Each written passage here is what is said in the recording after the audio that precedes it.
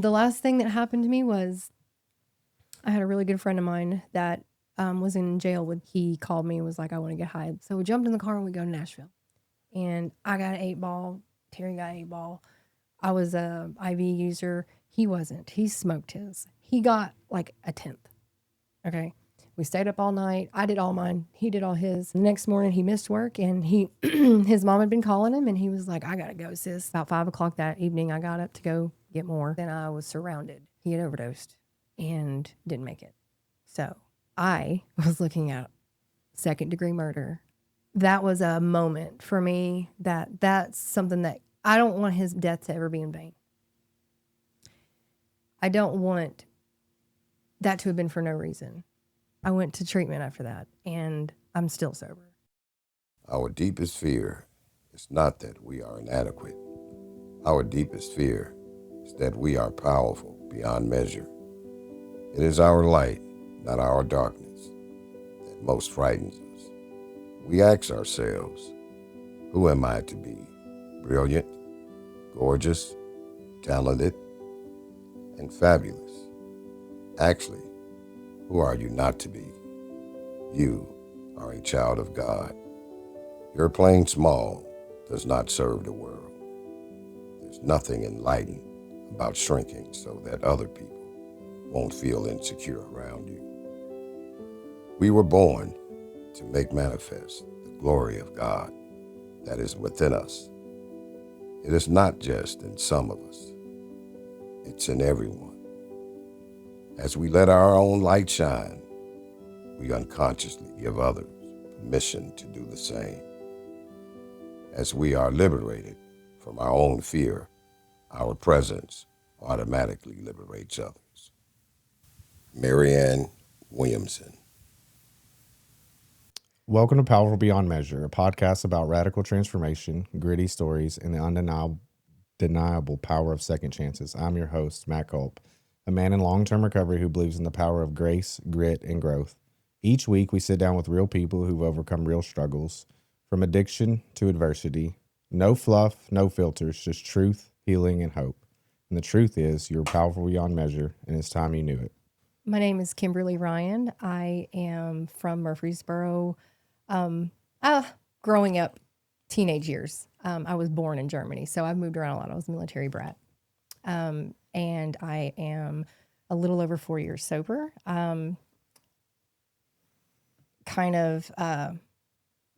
With the military brat thing, my journey was moving around a lot. So with moving around a lot, it kind of created this defect in me, I guess you could say, is where I felt like I needed to change who I was or whatever to fit into the crowd I was because I moved so much. Like chameleon behavior. Yes, that's exactly what I usually call it. And so I just kind of followed the in crowd is what I did and found myself experimenting a lot. And I think that it came with starting from my childhood. I had a kind of not a bad upbringing. I will never say I had a bad upbringing. I think that everybody has, life happens and every family has things that happen in their family. I like to think my parents did the best they ever could with what they had. Yeah. Did you feel like that early or once you got older? Once I got older. Yeah. And I'm trying to pour that into my little sisters because we were all raised in the same house, but it's not always the same house though. Yeah. Yeah, you're right. Yeah. You're right. So like my sister Alex is 11 years younger than me. My parents divorced when she was 9. I was raised with mom and dad. I was already married. So she had a different upbringing, but she just... they could be the same age and still live in a different house. Mm-hmm. Yeah. And mom and dad raised us differently. You know, Erica got to do things that I didn't get to do. I was the oldest. She got to do everything. I feel like it. That's what I say now. I feel like it. And I tell my dad about it too. I do. But so I had some trauma that happened at a very young age, about 9 years old, and we moved from Tennessee to California. And my parents were always trying to start a You moved, that was the trauma, or there was trauma, then you moved? No, I moved and then there was trauma. Okay. So we moved from here to California. The moving wasn't the trauma. No, Okay. not yet. That was the first time that I was like first grade when we moved. Mom and dad were in the military. So we packed up a big U-Haul in Smyrna off of Old Nashville Highway and drove, pulling a Volkswagen, drove all the way to California and just, here we are. Let's try, and when that happened, we stayed with relatives and you can only imagine some of the things that went down.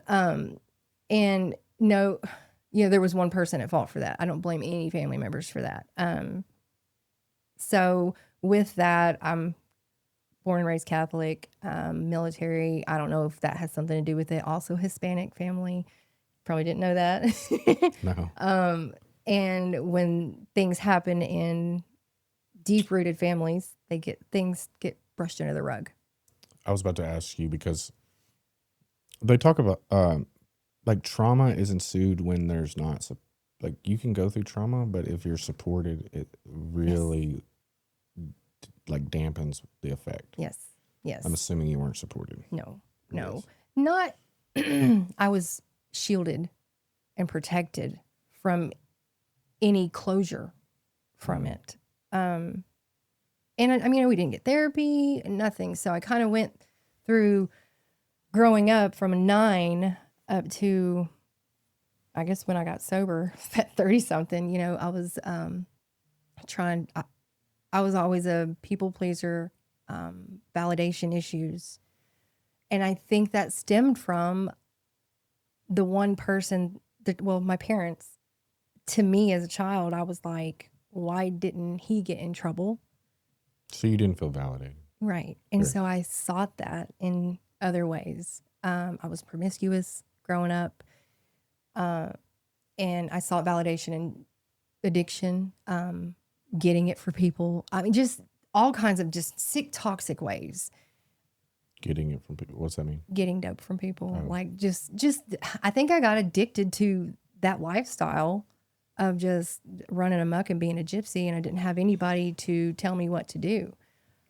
So in high school is whenever I started doing the pills, and I felt like I was a weekend warrior. I felt like I was a normal teenager. I didn't see anything. I will say Dr. Lloyd has said there's 3 things that when you have somebody that's struggling with addiction, there's 3 things that happened, Right. and I'm probably going to get it wrong.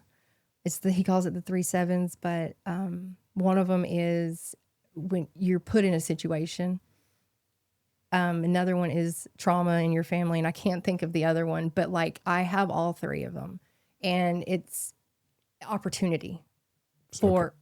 Does it make sense? Like it's like all these 3 things happen to one person at one time, and it's like. Why are they called sevens? Like a slot machine. Okay. Use it as Okay. an Got it. analogy. Okay. Yeah. All right. Okay. And And there, it's something being done to it's you. like your environment, like trauma, Trauma. your environment, and I can't think of the other one.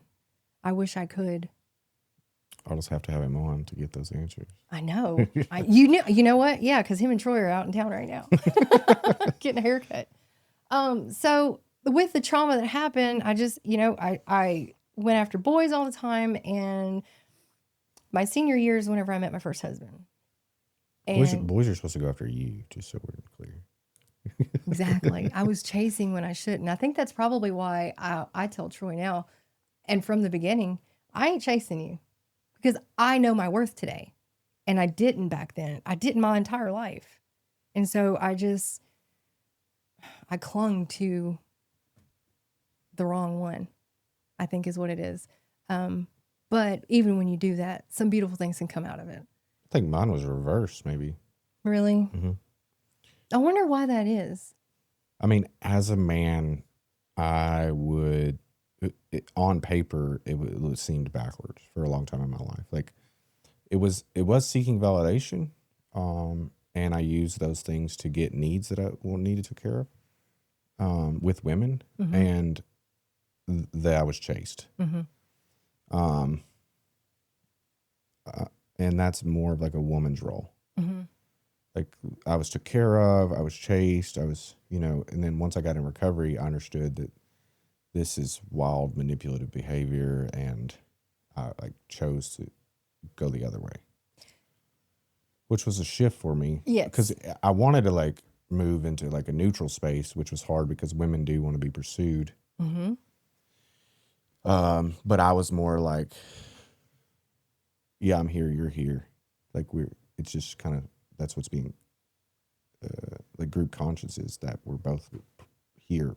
So why are we, but women want to be pursued. Yes. And we're talking about roles being reversed I mean, yours is kind of reverse being chased if you're chasing. Yeah. well, but when you said that, it got me to thinking like my entire life my roles were twisted and reversed. I was a little girl but the oldest. So I was the caregiver. Whenever my dad wouldn't come home or something in the evening times, I would feel like I had to do whatever I needed to make sure my mom didn't get mad, or I needed to find out where's dad and I'll go pick him up and we'll make sure dad gets home that night. And I did that. And me and my dad were so close, but it was not in a healthy father-daughter way. So yeah, I partied with dad a lot. Yeah. Yeah. A lot of his friends out here, like my 21st birthday, they were like, "You're not 21." No. I told me and my kids were on the way to therapy last week, and we were talking about friends and parents, and I was trying to explain to them, like, I'm not your friend, like I'm here for you no matter what. I'm like above your friend, but I'm not your friend, and I was trying to explain to them, once that line is crossed, it's crossed. And usually, I don't know if it's a worldwide thing or like a Southern thing or like just a drug addict thing, but like once a parent hands a joint to their child, they're no longer their child. That's their friend. And it's really hard you can't shift back, Yeah. But there's other ways you can do that. Like in my life, like I would probably never do that with my kids, but I could shift into their friend, and I don't. Not mean to. It's easily done. Especially when they're likable and they're good kids, and like you just like, I just want to hang out with you, I can tell you now. So with mine, my kiddo is 21 and he just turned 21. He's at UT. He's the apple of my eye.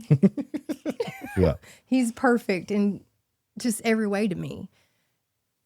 But I will say that being back in his life these past few years, like trying to figure out the dynamic of our relationship, as mother and son, has been a little challenging, because I find myself, because I'm the cool mom, I've got a lot of experience at a lot of things, I That's could, true. and so I think that, and no fault of his own, I think that it's a hard thing for Russell and I, is whenever we're trying to do the mother-son thing and not mom's cool right now. Like, it's hard to separate the two, because I'm like, I'm helping put you through school. Like, get your crap done, get up in the morning, do your laundry. You're 21, but I wasn't there. He tells me, Mama, you weren't there. I'm like, yeah. Great. Bring it up again. Hey, I love him. He'll FaceTime me. He'll be like, Mom, so the dishwashing soap goes here, right? And I laugh. But if the parents aren't there to show them that stuff, they're not gonna know. Yeah. And he was raised by my dad. And so I'm like, dang, I feel bad about it. I think boundaries between anybody and kids and parents is like where I end, they start. Where they start, I end. And like, as long as those things are boundaries, we're good, And us former drug users, boundaries. We're boundaryless. Boundaries, golly. I hate that word. I hate that word. Me too. It's hard. But back to where I was. So whenever I met my first husband, I was a senior in high school, and I was not attending school much. And first thing in the morning, I had to get ready to go to school, but I'd go to his house, and so where was he? Was he in school? He was 21. Graduated. Yeah, he was Yeah. 21. He was a little bit older than me. So, and ended up, we dated for a few years and I ended up getting married. And when I look back on that now, I'm like, my dad, he said yes. Like, he allowed that to happen. I'm like, I had no business getting married. Well, sure, but if your dad would have fought it, like, I would have rebelled. you would have rebelled. Yeah, You would've- because like a week after I graduated high school, I moved out in trash bags. He was like, if you ain't following these rules, I was like, all right, so cool. you did rebel. Yeah, Yeah. I definitely did. Yeah, that's probably him not saying no, but like, Yeah. saying no. I'm like, oh, Dad. But I will say, it wasn't all bad. It wasn't all bad. It just, I think both of us. I just had to like do that with my daughter in a different scenario, but I believe that the thing that she wanted to do in her life at the current time was going to go bad. And I'm her father, and I have to pick up the fucking pieces at the end of it. And I was like, and maybe I was like expressing anger.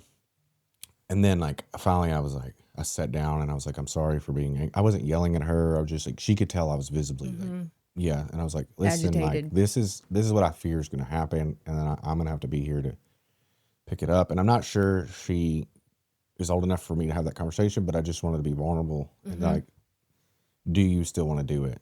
Yes. Okay. But hard. Yeah. Yeah. Because the line between autonomy and me like trying to control the situation is like really, And allowing her that space to learn a lesson that could be so valuable. she's got to learn it. Ooh, sucks. Yeah. If only we could have all this stuff on the front end. Sponsorship has helped me. Running sober living has helped me. Marriage has helped me. A lot of stuff has helped me like understand boundaries and understand where I sit and how much actual control I have over like other people's lives. It's very minimal. And like people have to learn, people have to do it their way to understand that is going to work or not work. There's nothing I'm going to say that. Well, they have to come to the conclusion on their own for it to stick. I feel like sometimes They do. Yeah, for sure. Every time. if it's something that I tell you, this is going to happen. Well, I learned I'm different. I'm different than you. So. I learned a long time ago that sure, I know what's going to happen. And like, I could tell my sponsee, well, you're going to move in with a girl and then y'all are going to use, and then, then you're going to be back fucking here in 6 months. And like, but I'm only saying that to say, I told you so. Like, he didn't ask me for that. Oh my gosh. So I like I'm more along the lines, just say, I love them either way. Yeah. Yeah. But if they ask me, that's one thing. But a lot of times they're not looking for. You're making me question how I go through life. That's okay. I mean, well, seriously, because I'm the type of person, like, I will give you what I think. And it's not always it's not fair. It's not always a healthy thing for either party. I think that watching so many men in Threshold has helped me. And then understanding, this is weird because it's like indirectly correlated, but like understanding social model for like sober living has helped me with my life in so many ways of like allowing people to do what they want to do. Yeah. And just being there to love them. Yeah. Yeah. And like, that's unconditional love and like, and being where I'm asked to be and not where I wasn't asked to be. And like, that's one thing is like, I'm in a 12-step program, like the oldest one. Mm-hmm. And that's one thing they do is like, if somebody wants to drink, let's say, they say, do you need a ride to the bar? There's not, oh God, please don't go. Like, we're going to control you. We're going to stop. Like, there's more of like, go find out. So it's a little bit different of an approach that I find. It's so scary today, though. It is, yes. And I understand the other fellowship, Yeah. the fear of like saying that when there's fentanyl involved. Yeah. But I think that approach is a good approach if it's the fear within the person saying it. They think that they have the control and they think they're the God, like, and whatever I'm going to say is going to have. Yeah. Yeah. that person's going to do what they're going to do. Most of the time, they're going to do whatever they're going to do anyways. Yeah. Yeah. They're going to say, I got one that just went to another, he finished PHP and he went somewhere else. And he said everything to my face. The whole time he's doing something else to make some money to get what he wanted to have. Really? I was great at this part. Like, I've been in treatment 9 times, and every time I would pick up like a different piece and do that extra piece, but I would never do the entire deal. Mm-hmm. But they would be like, discharge planner, case manager. They were like, yeah, do you want to go to the sober living? Yeah, sure. That's what you suggested. Just like, I would always like play the part. Yes. And then soon as they let me out, I would go, just drive the other way. Well, I think that comes with, we're creatures of habit. I know for me, I was in and out of 940 so many times, like 30 times. Ish. For what? Drugs? Drugs. I was on 13-year probation for misdemeanor. So you were violating. I violated but nobody ever offered help for any substance use. Never. Help wasn't as. I thought rehab was for old people. Yeah. Like my grandmother would go to rehab if she fell. Rehabilitation. Until I got sober, the first time in it was about 6 years ago or 7 years ago when I tried, I didn't know. It wasn't as prevalent. So 2010 seems like treatment became more of a mainstream thing. And it's got better and better. Like people, lower thresholds have became more a part of, which I'm not sure. Me and Sam McMasters talked about lower thresholds, and I'm not sure if it's the best thing, but I am glad that people can get to treatment if they want to. Mm-hmm. There is manipulation of that, and I'm not sure the success is equivalent to the amount of the barriers that we've knocked out of the way. Yeah. Well, sometimes when we're knocking one barrier out, we're creating another. That's true. And it's like we're constantly at this chess game. Ugh. Well, if we're knocking all these barriers out and treatment is always accessible, which in Tennessee is a lower state for accessibility, mm-hmm. but still I've watched people through my drug addiction and through working in recovery, just being able to, they know they have an out. Yes. They know they can just they got that good insurance or I'll say this, just because you got good insurance don't mean you're getting into treatment. There's some. I mean, if you got good insurance, we can run you right now. But or you won't meet the criteria. Sure. Or, yeah. Just because, I mean, you could always manipulate the situation. Yeah. You can. But I love our respite because I feel like that. That is, I'd never heard about the word respite until you did it. No, we didn't either. We were doing it and we didn't even know what it was called. I mean, I've done respite. I guess. A lot of people have. But I've never thought about it mm-hmm. in that manner. Mm-hmm. Yeah. And you know what's funny to me is that Sam said that they've been doing it for mental health forever. For a while. Sam knows so much about treatment. I know. I love Sam. From the 80s, dude. It's crazy. He watched it develop. I don't feel like he's the age he says he is. he's 180. Yes, that's what it feels like. He looks 52. I'm telling you, I swear. I'm going to tell him about himself. He's great. I feel so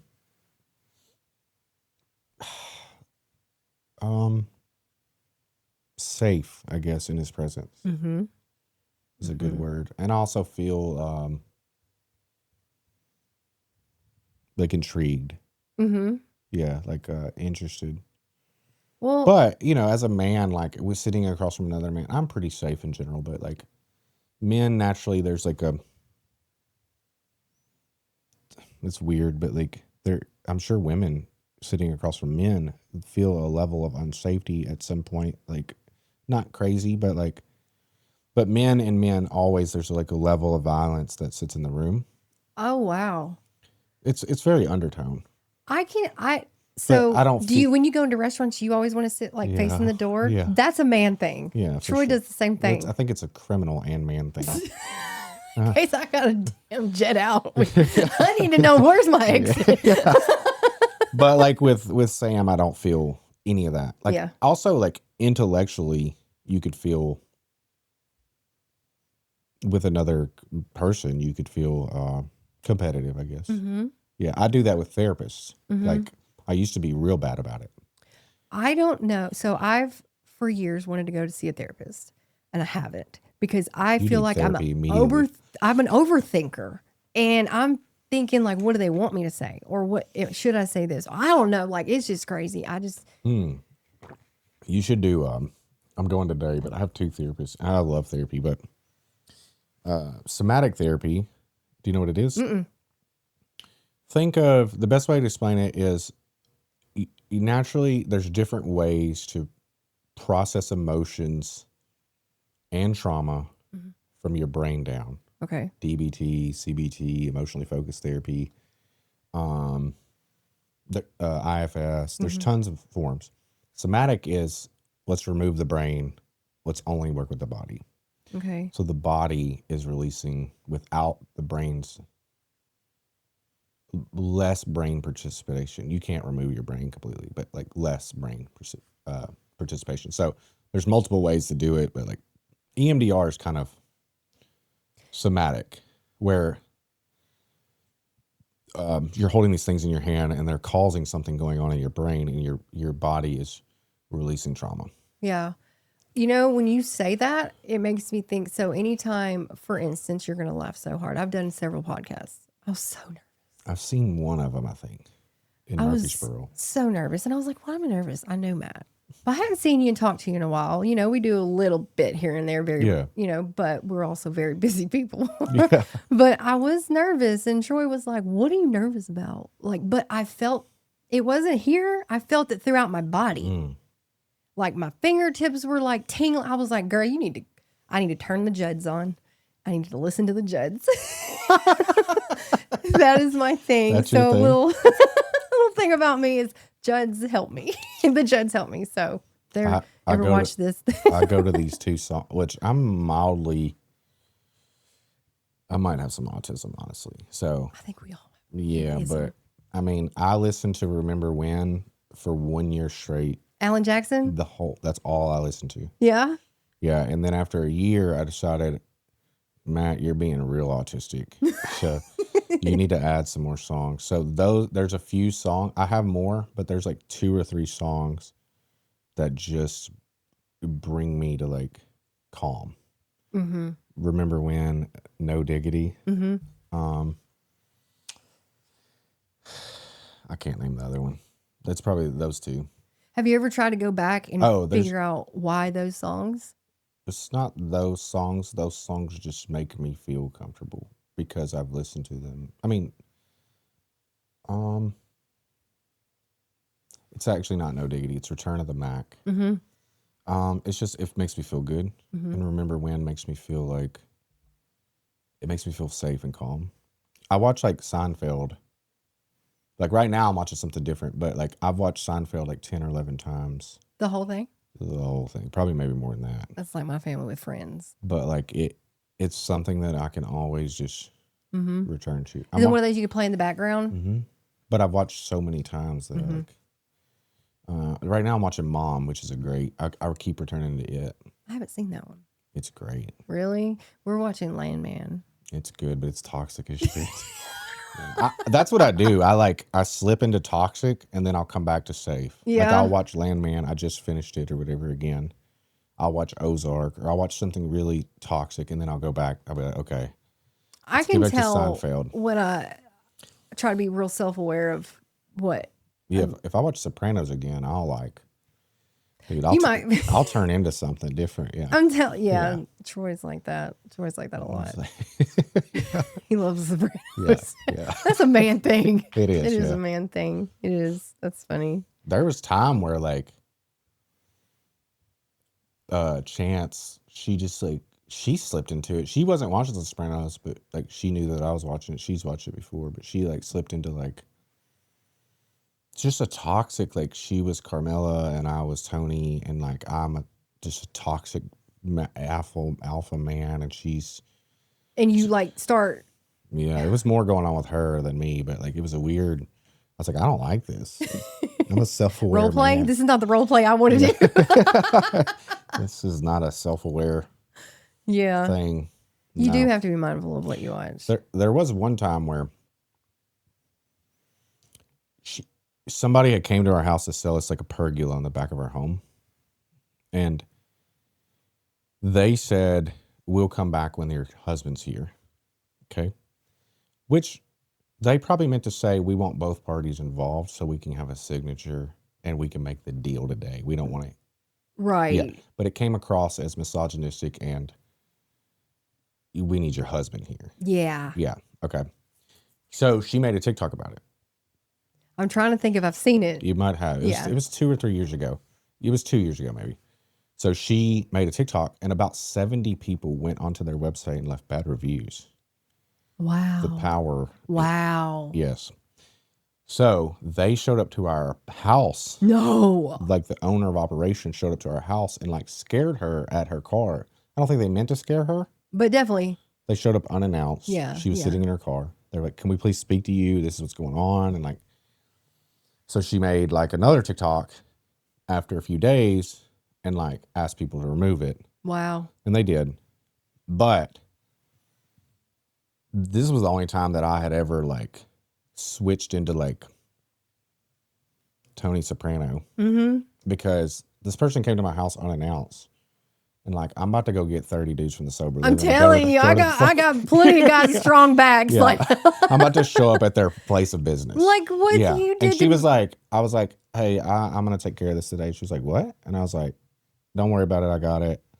And then like, I think around like 9 after I left, she called and was like, whatever you got going on, like, don't do it. It's going to be okay. I'm okay with what happened, you know, but I was like, I felt very protective, I guess. Mm-hmm. Yeah.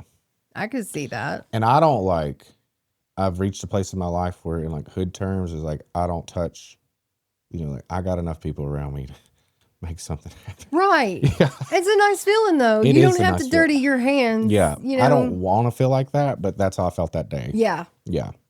Yeah. I can see that. Yeah. Kind of felt a little empowering that day, didn't it? It did. And it was in a bad way. Yes. Yeah. I can see Only that. one other time, like somebody told me something about their past, real bad stuff. And I was just like, yeah, I kind of want to like take care of this, you know? Not in like this person doesn't need to live anymore, but. Needs to know. Yeah. And like, I decided against it, but it was really on my heart for like a week or two. Isn't that scary? Mm-hmm. That is that. I mean, because there's other individuals that like stuff. They take action, and we're Well, naturally, like I mean,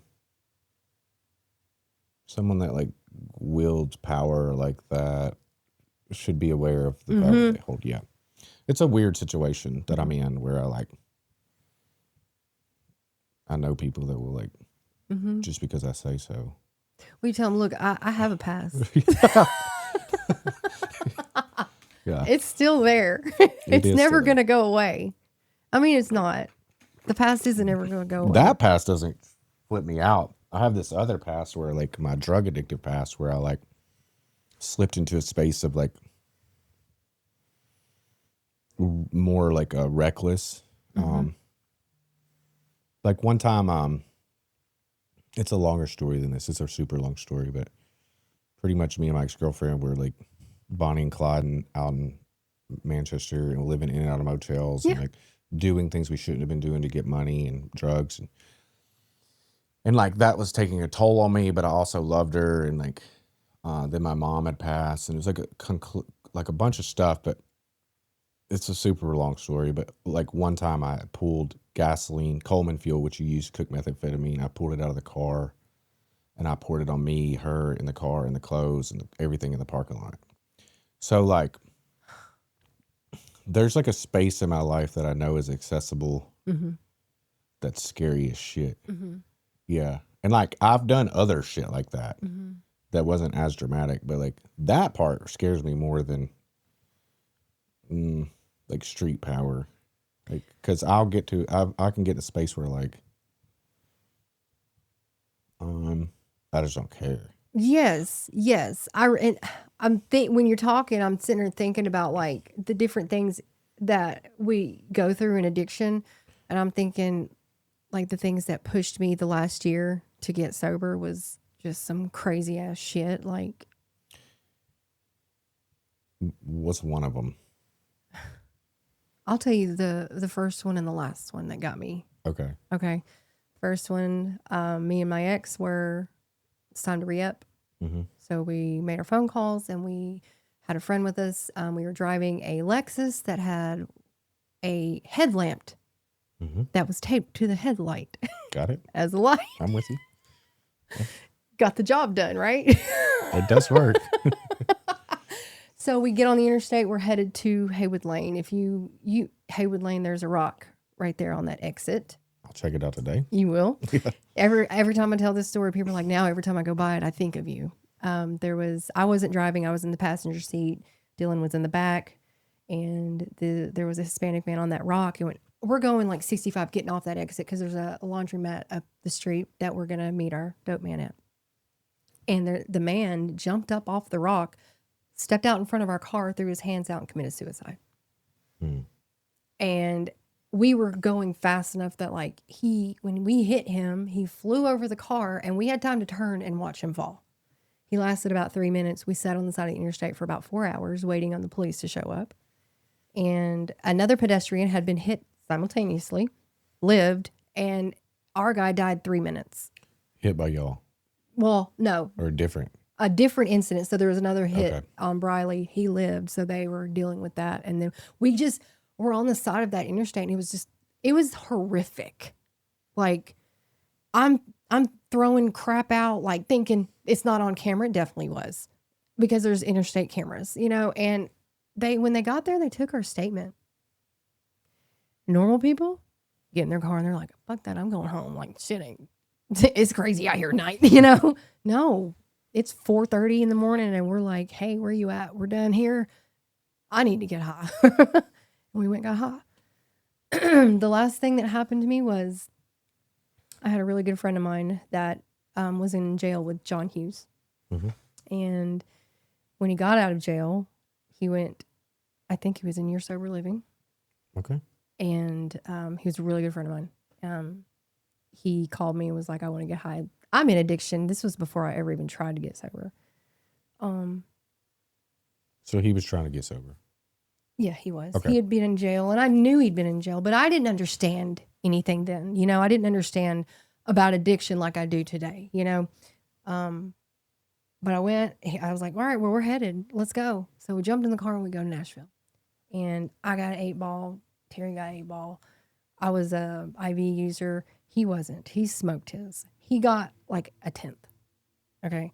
We stayed up all night. I did all mine. He did all his.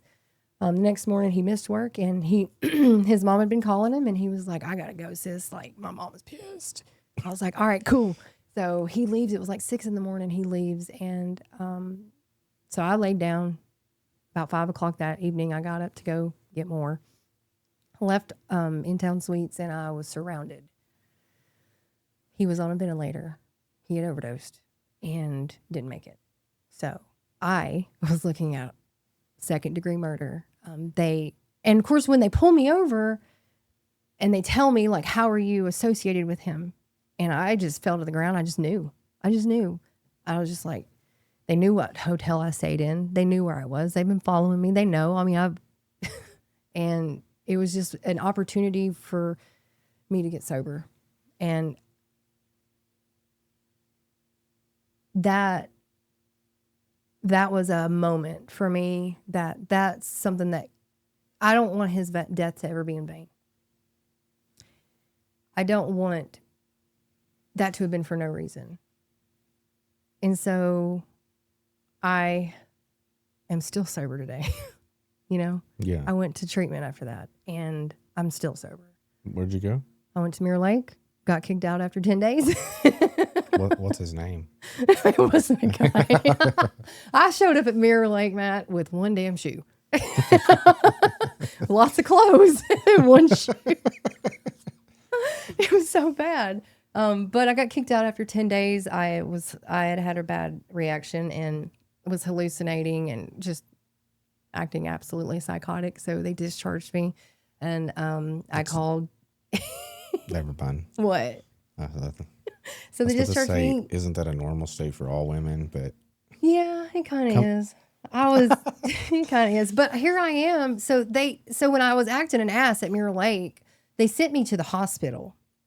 And all my stuff's still at Mirror Lake. Yeah. I had a nudge from the DA here. Yeah. And so I had to call my good friend Greg Flanagan, who used to be in narcotics here. He used to ride Harleys with my dad. And I was like, I need your help. I've been kicked out of the treatment center. He knew I went because he's one that helped me, you know. And Erica Herndon, she was like, bitch, you got insurance. I was like, I do. So, you know, and now that I'm sober and I help people get into treatment, I'm like, I get that all the time. No, a lot of people don't know they have insurance. I know. I didn't. And I had insurance from where I was promiscuous in my first time in sobriety at Samaritan, and I was doing the damn thing, and I was hitting every meeting I can for the wrong reasons. I ended up getting pregnant. And whenever I lost the baby, I went back out. Okay. So about 17 weeks, I lost the baby. So you had the insurance from about to have from when I had so I guess whenever I went in, yeah, they signed me up for I just didn't know. I just didn't know. And I've had a kid before, so I should have known, but I didn't. So there's that. Yeah. But I ended up when I got discharged from Mirror Lake, Eric sent me a few numbers, and I ended up Erica Herndon drove from here. It was right when she found out she was pregnant with her first. And she drove all the way to Dixon, got me a hotel. I stayed in a hotel. Freeman picked me up the next day, and I did 4 months there. And I've stayed sober since then. But Brent's thing, that was, and I'm pretty positive that he was at your sober living. What's the last? West. Brent West? Mm-hmm. Really tall. He was a ginger. What year? I have records. Well, I have other records, but 2021 November is when we went like digital. So it would have been close to there. It was a little bit before that. It will be paper documents. Well, I should remember every human before that. What's his name again? Brent West. Does not sound familiar. He wasn't there very long. Oh. I mean, back then though. But I felt so. Back then I was so, I still, like, applications will come in. Really? And I'll be like all the time, I know that human. Like, I know their name. I know who they are. You know, like, we've served, like, I just did this data thing for 10R for some group. I can't think of the group, but like last year we served 572 people. So I think the number is like 1,600 total. Wow. Since 2021. Wow. And before that, I mean, it was slower, but I would say 200 or 300 before. Well, and you've grown a lot since then. Okay. Yeah, I know. I know. I know you have, because I refer to you all the time. Oh, God. Dominic, I wear him out. You know what's funny is Dominic, none of my staff can get him to answer. Oh, I understand. Say that louder on camera. But he answers me. He will answer my calls. He will respond to me, text message. Everybody, like, I'm like, you guys text him. Like, I never have a problem. The problem is like, I did it on purpose, but I mean, we don't have like a treatment center admissions line, but our phone rings. Yeah. Yeah. And you can't usually the best thing we've ever figured out is like me, him, and the case manager are always in a text message wherever we're at. You know? And that's the best way to communicate. Like, because I mean, I wake up, I don't know what you wake up with, but I mean, I don't even have the phones, and I wake up with 120 messages every morning. And then throughout the day, I accept about 50 calls. He has somewhere between 100 and 150 calls. So it is. Yeah. Yeah. And does he have a job of his own? That's his job. Oh, shit. I always tell staff, well, he has a full-time job. No, that's his full-time job. He does funny. I'm protecting you, Dominic. He does other stuff. Sometimes he's recording during the day, but that's very rare. Okay. Like he does own a production company for Christian music. I remember when you called me one time trying to get him sober. Dominic? Yeah. Really? Yes. How long has he been sober? Because he was a knucklehead of yours. It might not have been Dominic because he's been with me 5 years. Maybe it was another one then. It was another. It might have been His name started with Mike. No. It might have just been a different Dominic. Mm-hmm. Yeah. Mm-hmm. Yeah. No, he's been with me 5 years. Dude, if you would have said this person would have worked for me or stayed sober, Never. Dude, I would have bet you $100,000 that I don't have. We have those. Dude, We have those. I'm not gonna say what treatment center, but whatever, it doesn't really matter. But they had diagnosed him, and they were giving him so much medication out of the place he was at, and then another place. Like he was on so much medication that he could not get up the stairs at one of our houses, Allen House. He would have to. He was in so much fear that he could move from step to step, and it would take him like an hour to get up the steps. That is so heartbreaking. And then he just couldn't like get it. And finally, like I had to like tough love him. And like there was so much medication around him and like, the pop outs and like pretty much like me and his like kind of mentor guy were like, you have a week or you're going to the homeless shelter. Mm-hmm. And he quit all the medication and went and got a job. And he was barely holding it together. And then the mentor, which became his sponsor, like just kind of like talked him into like, you've never done it. Like just do it. And like he worked the steps in like probably like 6 or 7 weeks and like it just switched. And I was so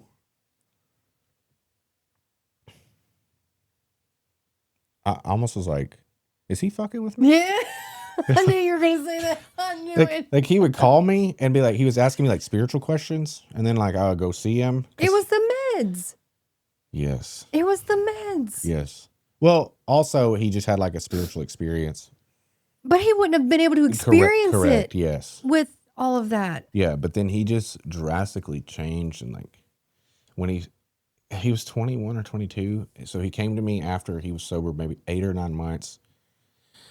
And he was like, I want to work for you. This is what I would charge. This is the things that I like. I mean, he came to me super professional. Wait, he said, this is what I'll charge? Yeah, like this is what I need. Oh, okay.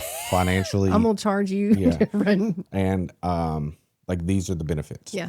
And I was like, cool. And he was like, I don't think he had a car at the time. Mm-hmm. He was like, real young in recovery and young. And people were like, around me were like, what are you doing? And I was like, I know what I'm doing. Yeah. Yeah, like he had so much joy in his heart from Jesus. It was just like he would do cartwheels and shit at intakes and like just like he had so much joy in him. That's cool. Like I had to be like the spiritual was there and I was like, we can work on like the professionality stuff. Mm-hmm. Because I know like his heart changed. Mm-hmm. So like, but at intake, we would be at intake and like mom would be there and he would like just do a cartwheel for Jesus, And I'd be like, listen, when mom leaves, you can do as many cartwheels as you want to. But you can't do one while mom's here. What's that? Yeah. Were you signing up for gym? Yeah. Gymnastics? Yeah. He has like an ability to like just grab onto people and just smother them and just. Well, I never got to meet him in person. People will change around him. You don't see it on him. He doesn't seem like that at first. But the more you get to know him, he's just like, I don't know. He just has the ability to change. Sometimes like I have the ability to change some people's lives. And then some people I'll be like, send them to Dom. Mm. Yeah, That's so like, cool. It seems that I'm more, I don't know. We have different capabilities. Well, you can reach certain people. Each of you have the ability to reach a certain. He does well with younger people. Mm-hmm. Yeah, I thought I would do good with young people, but I don't. I do good with old people. Mm-hmm. Yeah. Because you're hard. You're AA. I'm not as like rigid as you would think AA was, but yes. I think I just naturally get along better with older people. I mean, I could see that. I've always been that way, Me too, but I yeah. always hung out with Dad and his biker buddies. You know, that Yeah. was just my like thing, and Yeah. that's probably where some of that crap came from too, is getting attention. From the dudes, from the older guys. I was one of those girls that be like, your buddies would be like, don't mess with her because she's underage. I was that girl. Did they still try? Yeah. Yeah. Yeah. They were drunk. That is a dangerous time, because I can tell you in high school, I had stalkers that I was just terrified. I was like, my dad's going to find out and I'm going to be in so much trouble. And so somehow I would have to like shake these. The world is a very scary place. It's different for guys because, like, if I look back at my experience, like, if I tell you my experience versus yours, like, say they're the same. Well, mine, like, say my sexual experience at an early age, people are like, dang, dude, you know? But in real life, it's not appropriate. It's not. Yeah. But as a guy saying it, be like, hell yeah, you were getting it in. As a girl, she's a slut. Yeah, correct. Yes. Well, not only that, you were took advantage of. Yeah. Where I don't know. I think people speak about it more than like men being taken advantage of like that than they used to. Well, I love that there is more. Like, I love that you put your TikToks that you do. I love that for the simple fact that you're being vulnerable and you're also helping. Which ones? The ones where you're talking about like your program and like explaining. Yeah, those are better than the that's. But I love that because young men, or I should say, people in early recovery, men wise, like they need that big time. Yeah, it's hard to do video stuff. I've got better at it. It's hard to like. Who am I talking to? Yeah. Yeah. Have you ever seen mine? Uh-huh. I'm not good. I try to keep the camera on the animals. Because like I know like I can't help but like want to see what I look like in the camera. Yeah. And I know, so there was one that popped up the other day that TikTok was suggesting that I redo it, and I was just like, no, because suggesting you redo it, put it out there. Oh. And I was like, no, because I watched it and I see myself and I'm all, look at it. I was like, how do I cut that out? It just looks so silly. But it was like when I first started doing it with my farm. Because I mean, I don't know if you realize, but I grew from a 3-goat farm and 2 roosters till I've got, I don't know, like 24 goats. In April, I'll have my second Highland cow and I've got a bunch of birds.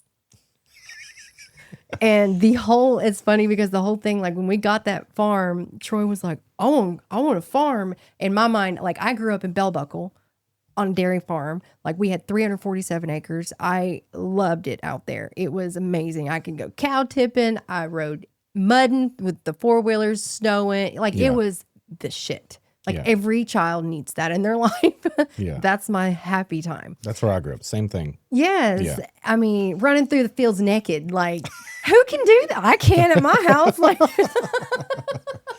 but I grew my farm like in just a year. Like so I try to do like a lot of videos, but my following is shitty. So I'm working on it. But that's my therapy too. Like the animals. The animals, yeah. Mm-hmm. The animals. You got to come out and meet Finley. Like, he'll do something to you. Like, he's special. It's not going to do anything to me. I don't know. He's a young bull, so he has tried to, like, jump up on me. And I'm like, oh, God. Bunny had hers. She had to have hers fixed because of that. And I was like, I'm not fixing mine. Like, I'm trying to breed him. But you cannot turn your back on him because he is a young bull. Like, he's 7 months old. He's a bull. And he has tried to jump up on my back. And I went flying. Like, yeah. It was funny. Troy's like, do not turn your back on that cat. He's a cow and he's going to be 1,300 pounds. So, yeah. Yeah. It's fun, though. I love it. It's my therapy. It keeps me. There's nothing inside of me that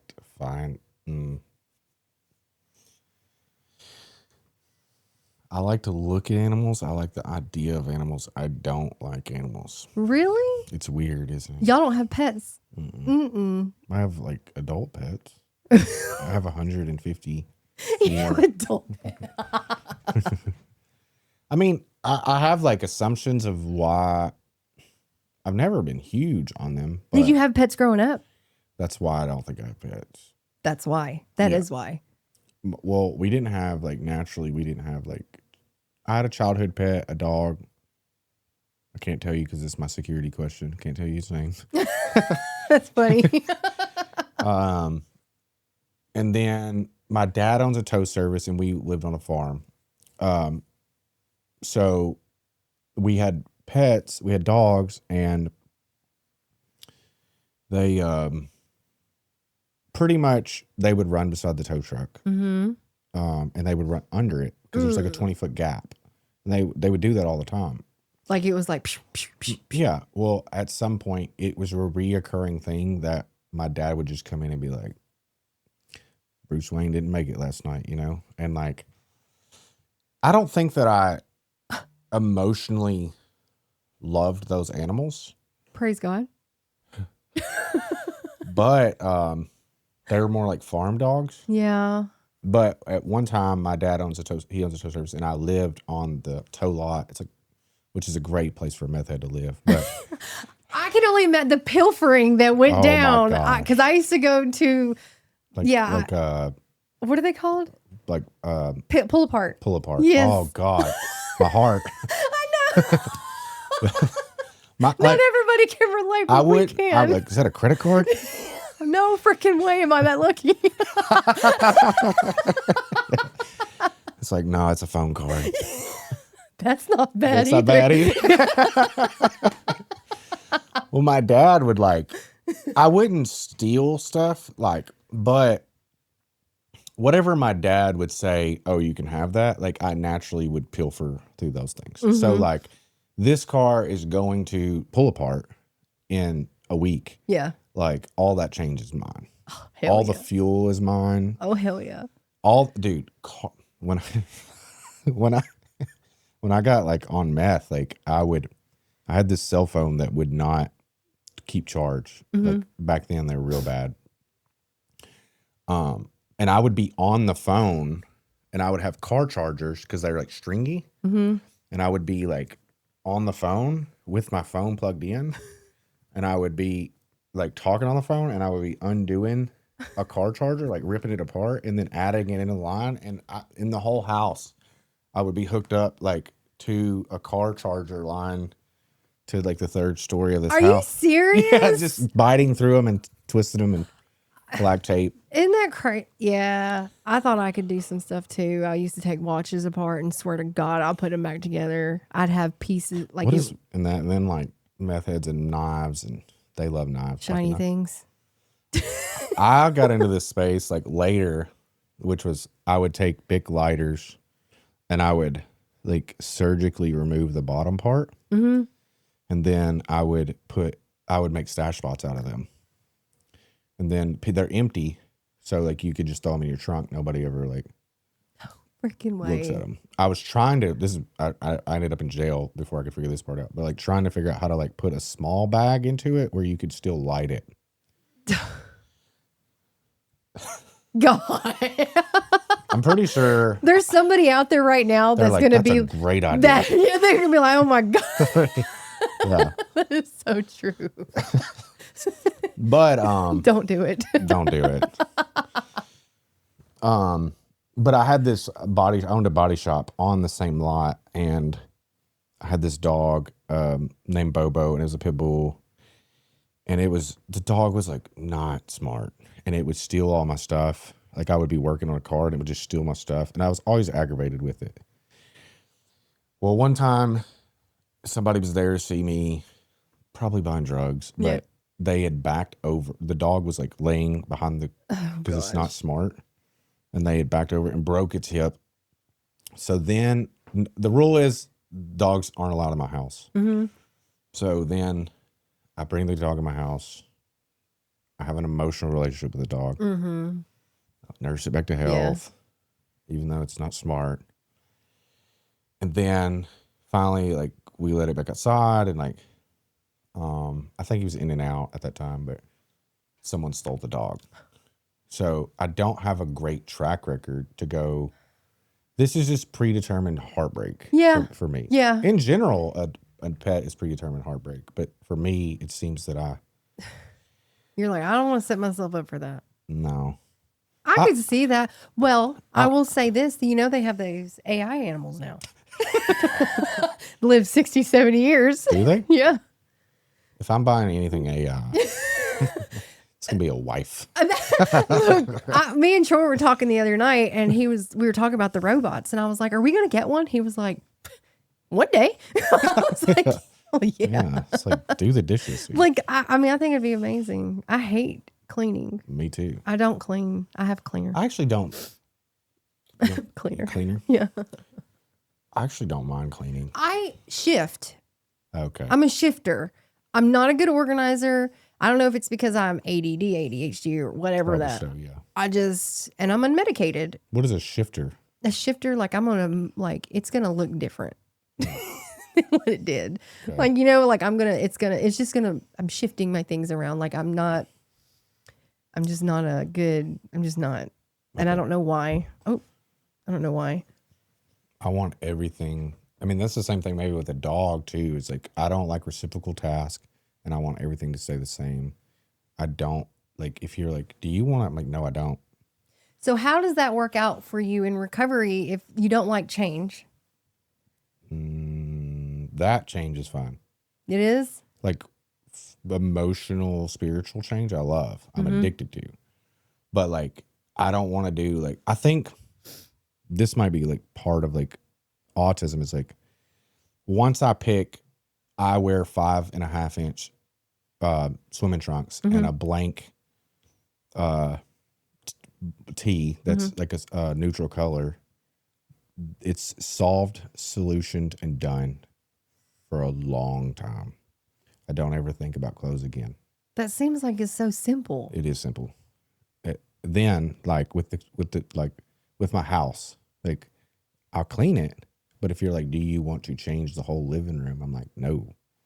I finally got it. This is Negative. good. Like I want to be able to walk in and just like it'd be the same every time. So I want to remove choice out of my life and the things that are easy to remove choice out of. So like with the cleaner, kind of the same thing. But you probably just hate cleaning. But like for me, like once I got to a place in life where I was like, you know what, I could pay someone to mow my yard. That's a lifelong decision for me. I would pay that person one time if they would let me. I don't want to do reciprocal tasks like make your bed, take it back apart, make your bed, take it back apart, make your bed, take it back apart. I feel like I'm forever changing. Like because I'm fixing to get married again. Yeah. April 4th. That's my son's birthday. Is it really? Yeah. That is so cool. Yeah. Yeah. So with that comes wanted to make sure that the house is what I want. Okay. So the house that we're in now is from past, and I'm like super excited, like it's his house, but like Past his relationship? yes. So I'm still trying to work through that. Yeah. I've thought about this in my life. You have? Because I live in the house. Yeah. Yeah.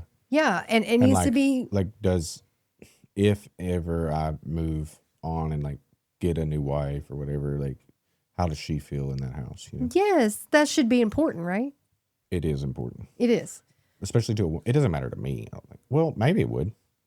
Like if I was moving into somebody's house and their ex-husband lived there, like would I care? I don't know if it would more bother. It doesn't bother me that another woman lived there. What bothers me is not having it all like Kimified. Yeah, yours. It's like, not me. Like I didn't pick this. I didn't, and I wouldn't have, so I haven't I've, done some things changing wise, but I haven't done a lot. And I think it's because I am excited for like what comes after. And we're looking for land. We want to build a house, and so I think it's probably why I've been so cool about it is because I know it's coming. Okay. and I'm Yeah. excited for that. I think I would just, in my case, I would just be like, here's a certain amount of money. Here's $20,000. Make it yours. You should Don't. hear how the wedding planning is going. Is that it? Here's, Well, I got a budget, and I think it's gonna go over a little bit, but we also have like gotten to a point where it's so close. Like we just need to get the shit done. Like we need to get a Yeah. photographer, we need to get the music. Like this shit needs to happen. We don't have time to just, my sister's a great photographer. If you need one. I'm looking for one. I literally was up until midnight last night putting inquiries in. She's good. Really? Yeah. Okay, I need to get her number when we leave because I don't have one. And like that and a makeup artist, I haven't got that. And you're supposed to book that crap out 6 months. I have one of those too. Do you? Yeah. You're the last person I ever expected to get. I asked Mitzi. Oh, that's a probably good ask. But like I do come from I don't even know how to say that. I come from a tasteful household. There's nothing wrong with that. Yeah, like in general, like we're on camera. And then I just know a lot of people. Yeah. Yeah. Well, I need both their numbers. Okay. That'll help me out so much. Yeah. Because I've got most of the stuff done. So no flowers yet. But I mean, I probably look as good. I mean, I naturally look pretty good, but I probably look as good as I do because of my ex's expectations of how things should look. And like, which was honestly like a mild problem, but I've just like adhered to it so long that it just is what it is. I think that before my recovery started, I think that I was different in how I dress, Yeah. how I carry myself, how I Sure. so much. Just in the past year, Yeah, I could see. yeah, a lot has changed. How I dress, so much. A lot has changed. If you think about the first time you met me to now, Jeans and a t-shirt. Yeah. Totally different now. But, and you know what's crazy is that looked so comfortable, but it wasn't. Really? I was so insecure. So insecure. Yeah. I have always been able to like, I am like very like, this is how I'm going to be, but like, I guess I do shift at like 2 to 3 year spaces, but I'm always okay. Like, shifting my style or like, Well, I think we change with time. I think we change with times, and I think that we grow. I know I'm not the same person I was a few years ago as today. yeah. But my views on my recovery are different. They're so different. I think that's pretty cool. And I try to tell girls that are in my sober living, I'm like, you guys are not going to believe Yeah, you won't. how much you're going to change. If, because I got sober right down the street from where my girls are getting sober. So I get to like tell them, like, I literally was right down the street from where you guys are right now thinking the same shit. And it ain't true. It ain't true. Or, they're the toxic relationships they get into. It just, Nah, I still got those going. I don't think that me and Troy are toxic. Nah, y'all are good. I don't think we are. I think that we are learning to communicate more, and I don't think that I aimed. I think that I set out and made a good choice spiritually and emotionally, and I made the choice based on this is not going to be what I used to do. Over time, it developed into something like that, That's what scares me is you go into something like we're not doing it this way, a certain way because we've had that past experience. Yeah, but you're going to have a new experience, and that experience it's just like a family. Like you grow up in a family, and like that family is also going to screw any child up. Like family is hard in general. Like you're going to mess it up. And like at some level, it's toxic no matter what at 10 years, like no matter what. You're so right. Also, like everybody is always like negotiating in what you're willing to put up with and not put up with. And like that is what love is. Yeah. It's like moving, you know. It is ever changing. There's some days I'll take more bullshit from you than I will tomorrow. Like, you know, and like people change. Like the person that Troy is today, and he's like me, kind of like he's pretty. He might be more. He's very monotone, very docile. Like not. I don't think he would like the word docile. You should Maybe use not. Stoic. Stoic. That's I like better, that stoic. okay. He is stoic. Docile says something else. What does it say to you? Use stoic. Docile seems weak. Stoic seems strong. But Oh, like he's definitely sturdy, not weak. rock. Yeah. Docile seems low movement. Yeah. Yeah. I can see that. You're right. Sorry, babe. Yeah, fix You're it. stoic. But like he won't be the same person in 10 years. It'll be new shit, new him, new. I'm different. Yeah. Yeah. I'm different. I think I'm like physically, visually, I'm like, dude, I am like at 35, I'm like killing it. Yeah. Yeah. Like if I You're look 35. if I look at myself at like 23, 24, even before that, up and, you know, like, sure, like I was attractive, but I think of myself like very highly at the moment in my life. I'm like, dang, dude, I'm Pre-fire. yeah, I've got better with age. That's what me and Mitzi say. Because when we look back at our timeline, I know. Like, I've we've looked at gotten a lot better. of people's. A lot of people's look better. I love that. I don't know if it's not just the camera, because the cameras were shitty too. Yeah. Yeah. But it's the style. I think it's we like mature and like learn to take care of ourselves better. I think so too. I've been taking care of myself like physically for a long time, like in the sense of like I've always known I want to look really good when I'm old. Yeah, that's what I'm terrified to look crazy. I'm terrified. I met this mixed lady. She was 70. She did the OAC audit. She looks like Halle Berry, kind of the tone, like short hair. But she was 70, and she looked 42. Really? What's Yeah. 42 looked like to you? Dude, she looked better than 42. Like she didn't have a dang crow's foot, nothing. Like she was just like, I was like, what is going on? She's like, I don't go in the sun at all. And when we went outside to look at the van, she went under the tree. No way. Like she's so mindful of that. Or probably does she wear hats? She didn't have a hat on that day, but she just like naturally like. I bet she wears really good sunscreen. Probably. My parents, they grew up, you know, my parents and my stepmom, tan in bed in the house, tan all the time.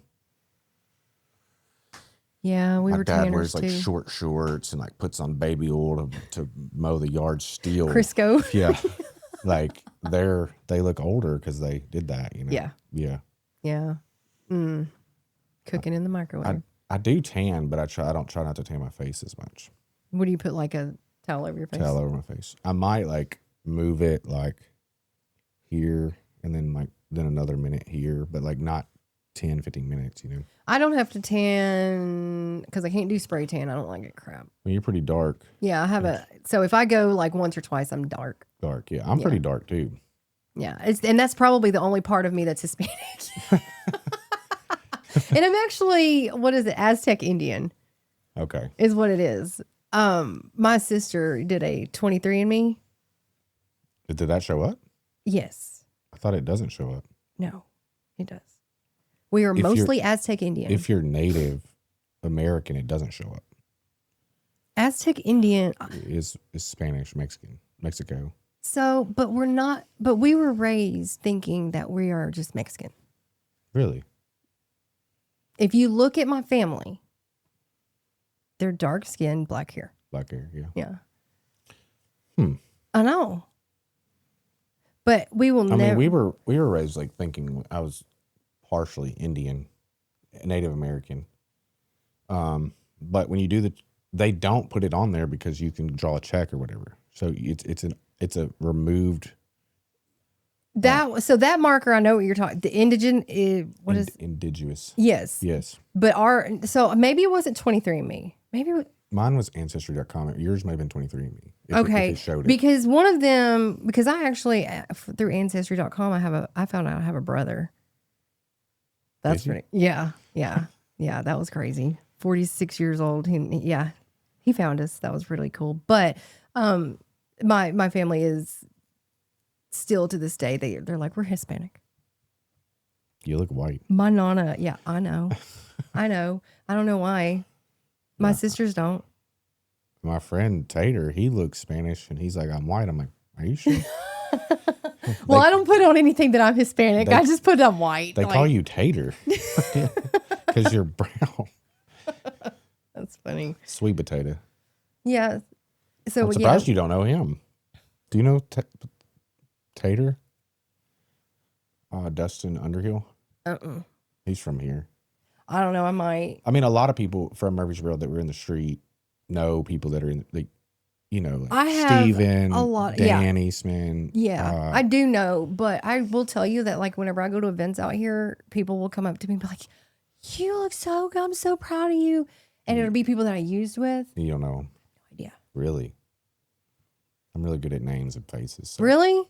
And I feel like, is there something wrong with me? Like, maybe. I do this trick, which Chancey taught me. She used to work for a photographer, and he taught her this, I guess. But it's something we do in our family. mm-hmm. But if I don't know the person's name, I will introduce the person next to me. Hey, this is Kim. Have you met Kim? Yeah. And then they will introduce themselves, and I'll go, oh, Tommy. Me and Troy have a good little system that we run interference for each other. Because normally it's me that will, because I can talk to a lot of people. Troy will get into a crowd and he'll be like, oh God. I know. So that's, we have a good system that it's weird that he's like, I think he does it because he has to do it. But like on stage, talking a lot on, you know, like it's not, he's good at it. He's very good at it. But you can tell he don't want, I'm the same way. I don't really want to. Yeah. No. I want to go home. Yeah. He was like, I could have just been at home. Yeah. He's a homebody. He's very, Dr. Lloyd got him out of the house today. He's been at home 2 days. Like, get you out of the house. I told him yesterday that I cleared his schedule so he could take Doc to go to his haircut. Here? At Stevens? Yeah. Yeah. So that's what they're doing. Okay. It's weird that everybody drives that far to go to Steven. I mean, Because he's the shit. he is good. He's the shit. It took him about 2 years to convince him to do my hair. Why? Convince him to convince me to do my hair. Oh, you wouldn't let him cut your hair? I don't know if I was like, no, but I mean. Where'd you go before him? A guy named Ryan, but he was good. And like, I was like known for my hair. Mm-hmm. So like, I was like, I don't know, man, you know, are you sure? The first time he cut my hair, which Steven does this like naturally. I've heard like stories when he's on drugs, but like it takes like he shakes sometimes. Mm-hmm. But when he first did my hair, the first time ever, he was shaking. Like you could tell, like he was like nervous. Yeah.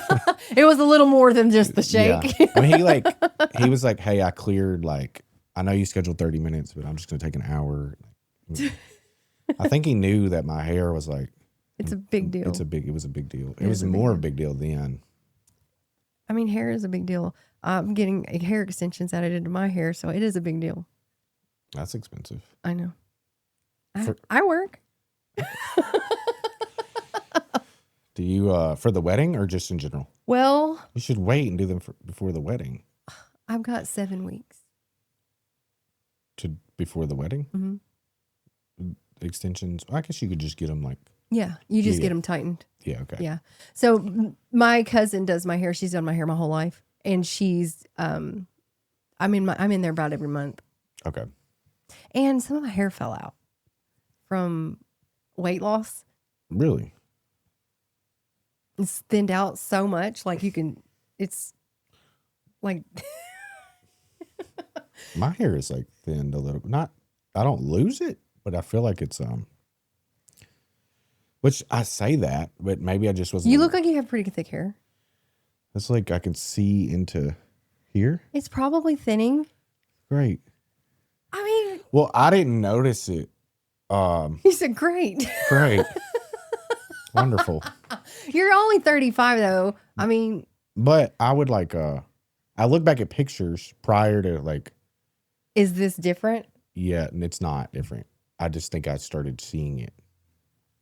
And I'm like, dang, I don't like that. It also happened during like,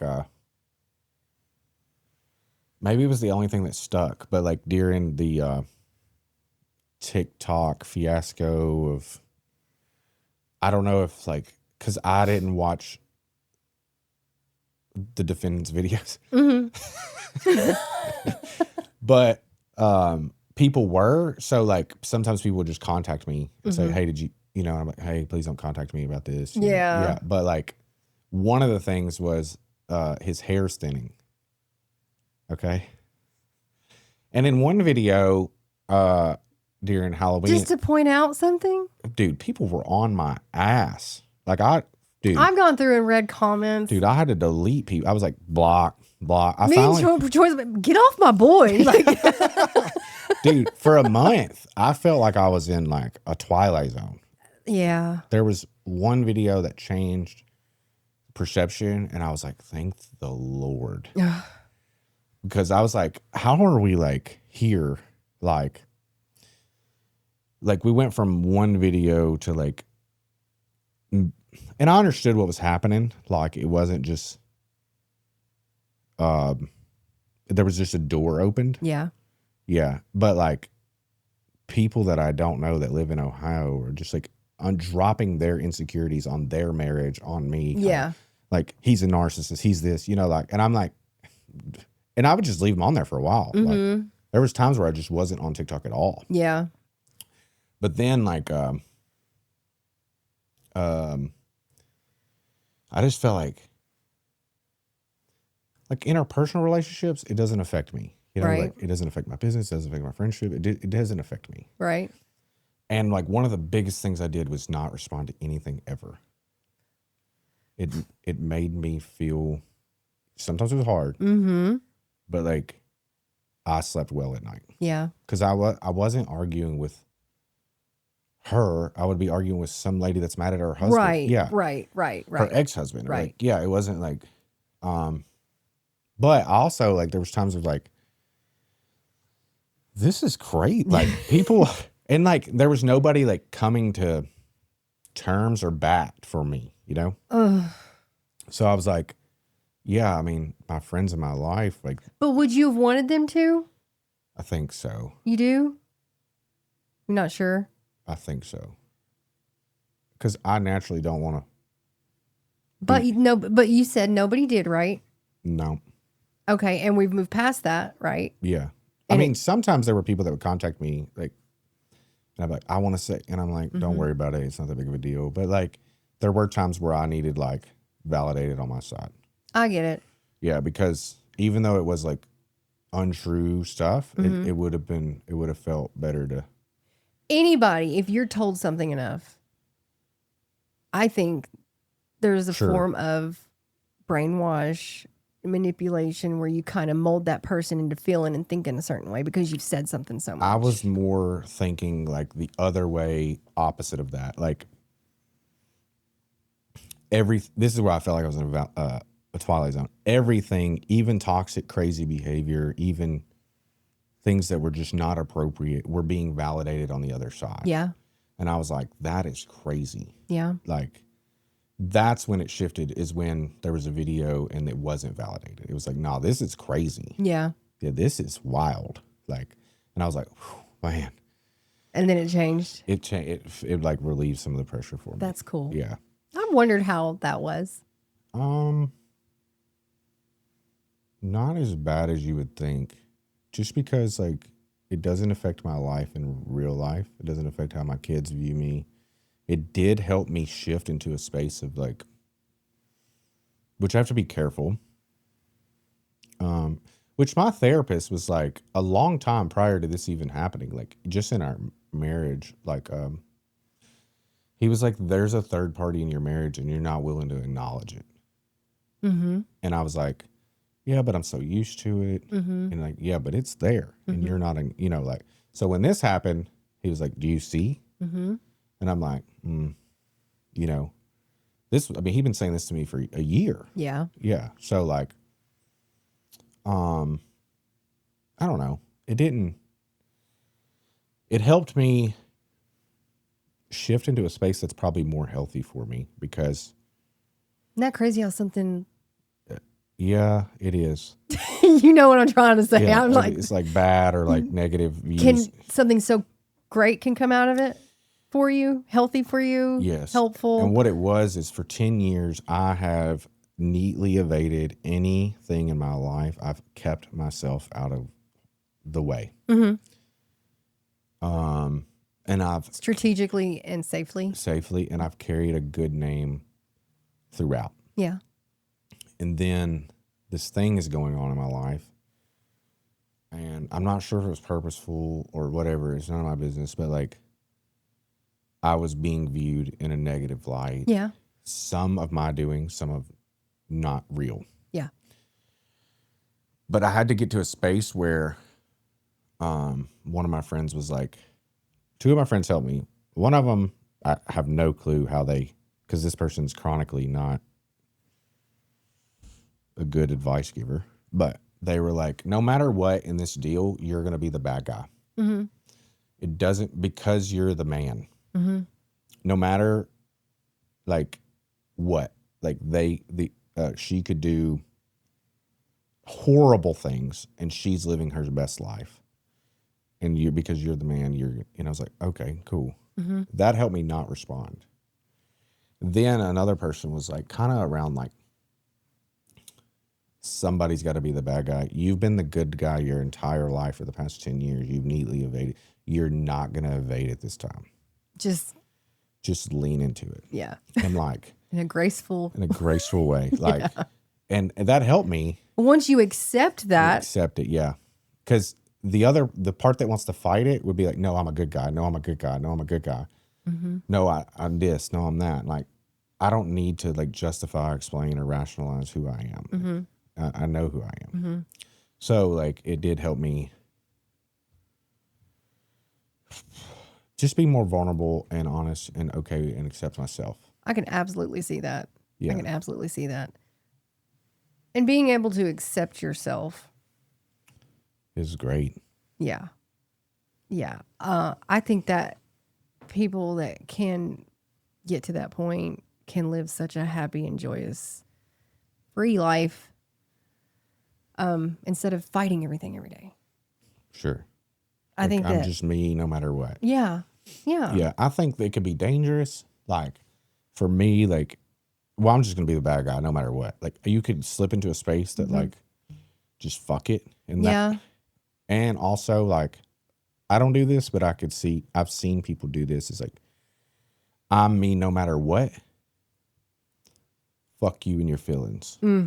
Like that is a dangerous place to live because there are other humans that live around us and like every day they have feelings and like there is like a line to be like, I'm going to be me no matter what, as long as I'm not hurting people around me. Absolutely. Yeah.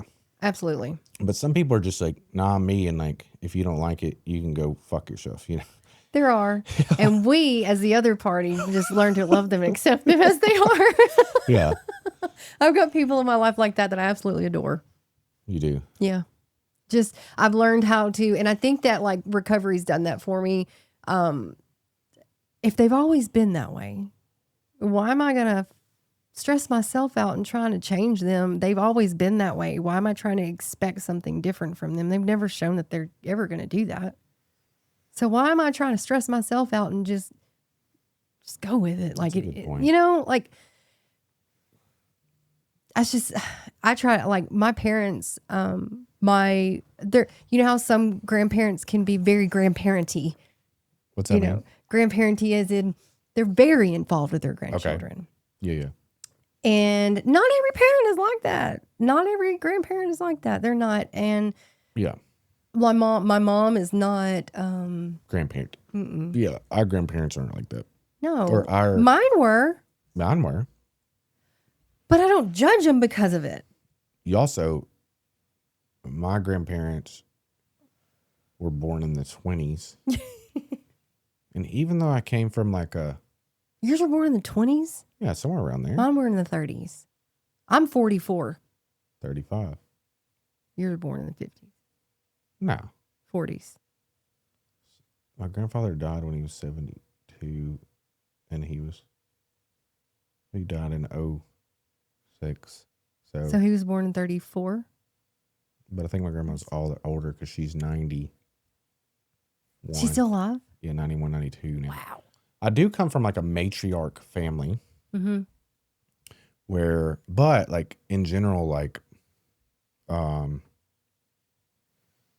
there's probably less grandparents because there was more of a traditional family. So your grandparents are more traditional than your parents. Yeah. Like we see them on Sundays. Like you're barbecues. Less traditional than them. And, like, so like you work every day. And like my grandma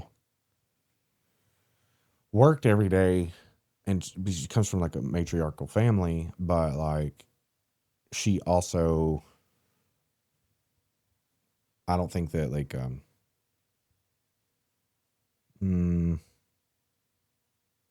think it was very uncommon that was going on. Really? Yeah. Like most 90-year-old women at the current time did not work. Yeah. Which means they were naturally just in a traditional... They're homemakers. Homemakers, so they're more grandma-y. Mm-hmm. You know? And it's just kind of dissipated. Uh-huh. Like I have the hopes that like when I become a grandmother... I think it's coming back, but... Because that's what I want. I like with my parents, I don't... Like my sisters, for example, they like get angry and, why does mom and dad do this? What the fuck? And I'm just like, I'm not. I just choose not to just upset myself with what they didn't do. Mm-hmm. I think that when I say I read an article, it means I watch a TikTok, but I've read an article. Yeah. I actually don't want you'd be surprised how little I watch TikTok.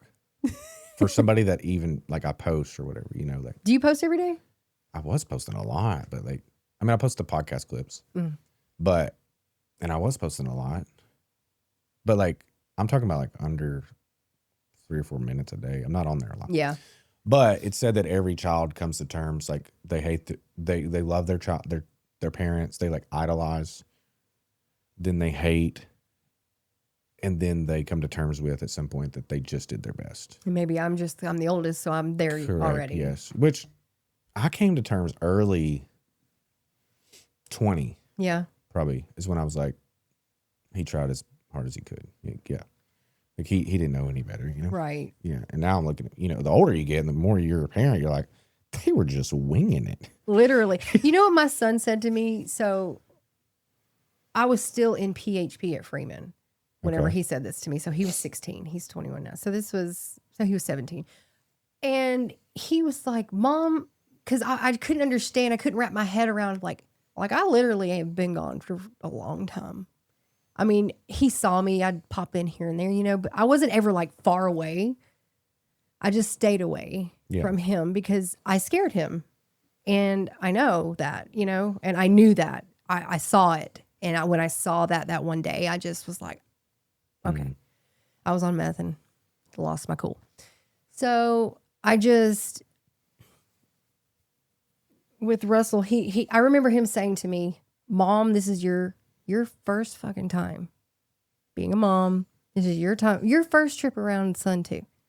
So who am I to sit here and say, you should have been this, you should have been that? He was like, I'm just grateful to have you back. And let's go from here forward. Dude, that's great. And I thought, he's more mature than you. No shit. On the way here, I called him to vent. And that's what I was talking about earlier was like that brand, because I can talk to him. But like as a mom, should I do that? Be like, hey, so I'm frustrated with so-and-so. Sure. Let's talk about it. But like the kid can talk to you. I think you're okay.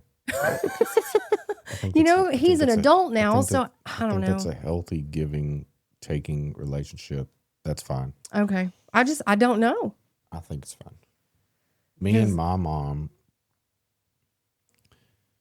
it was unhealthy.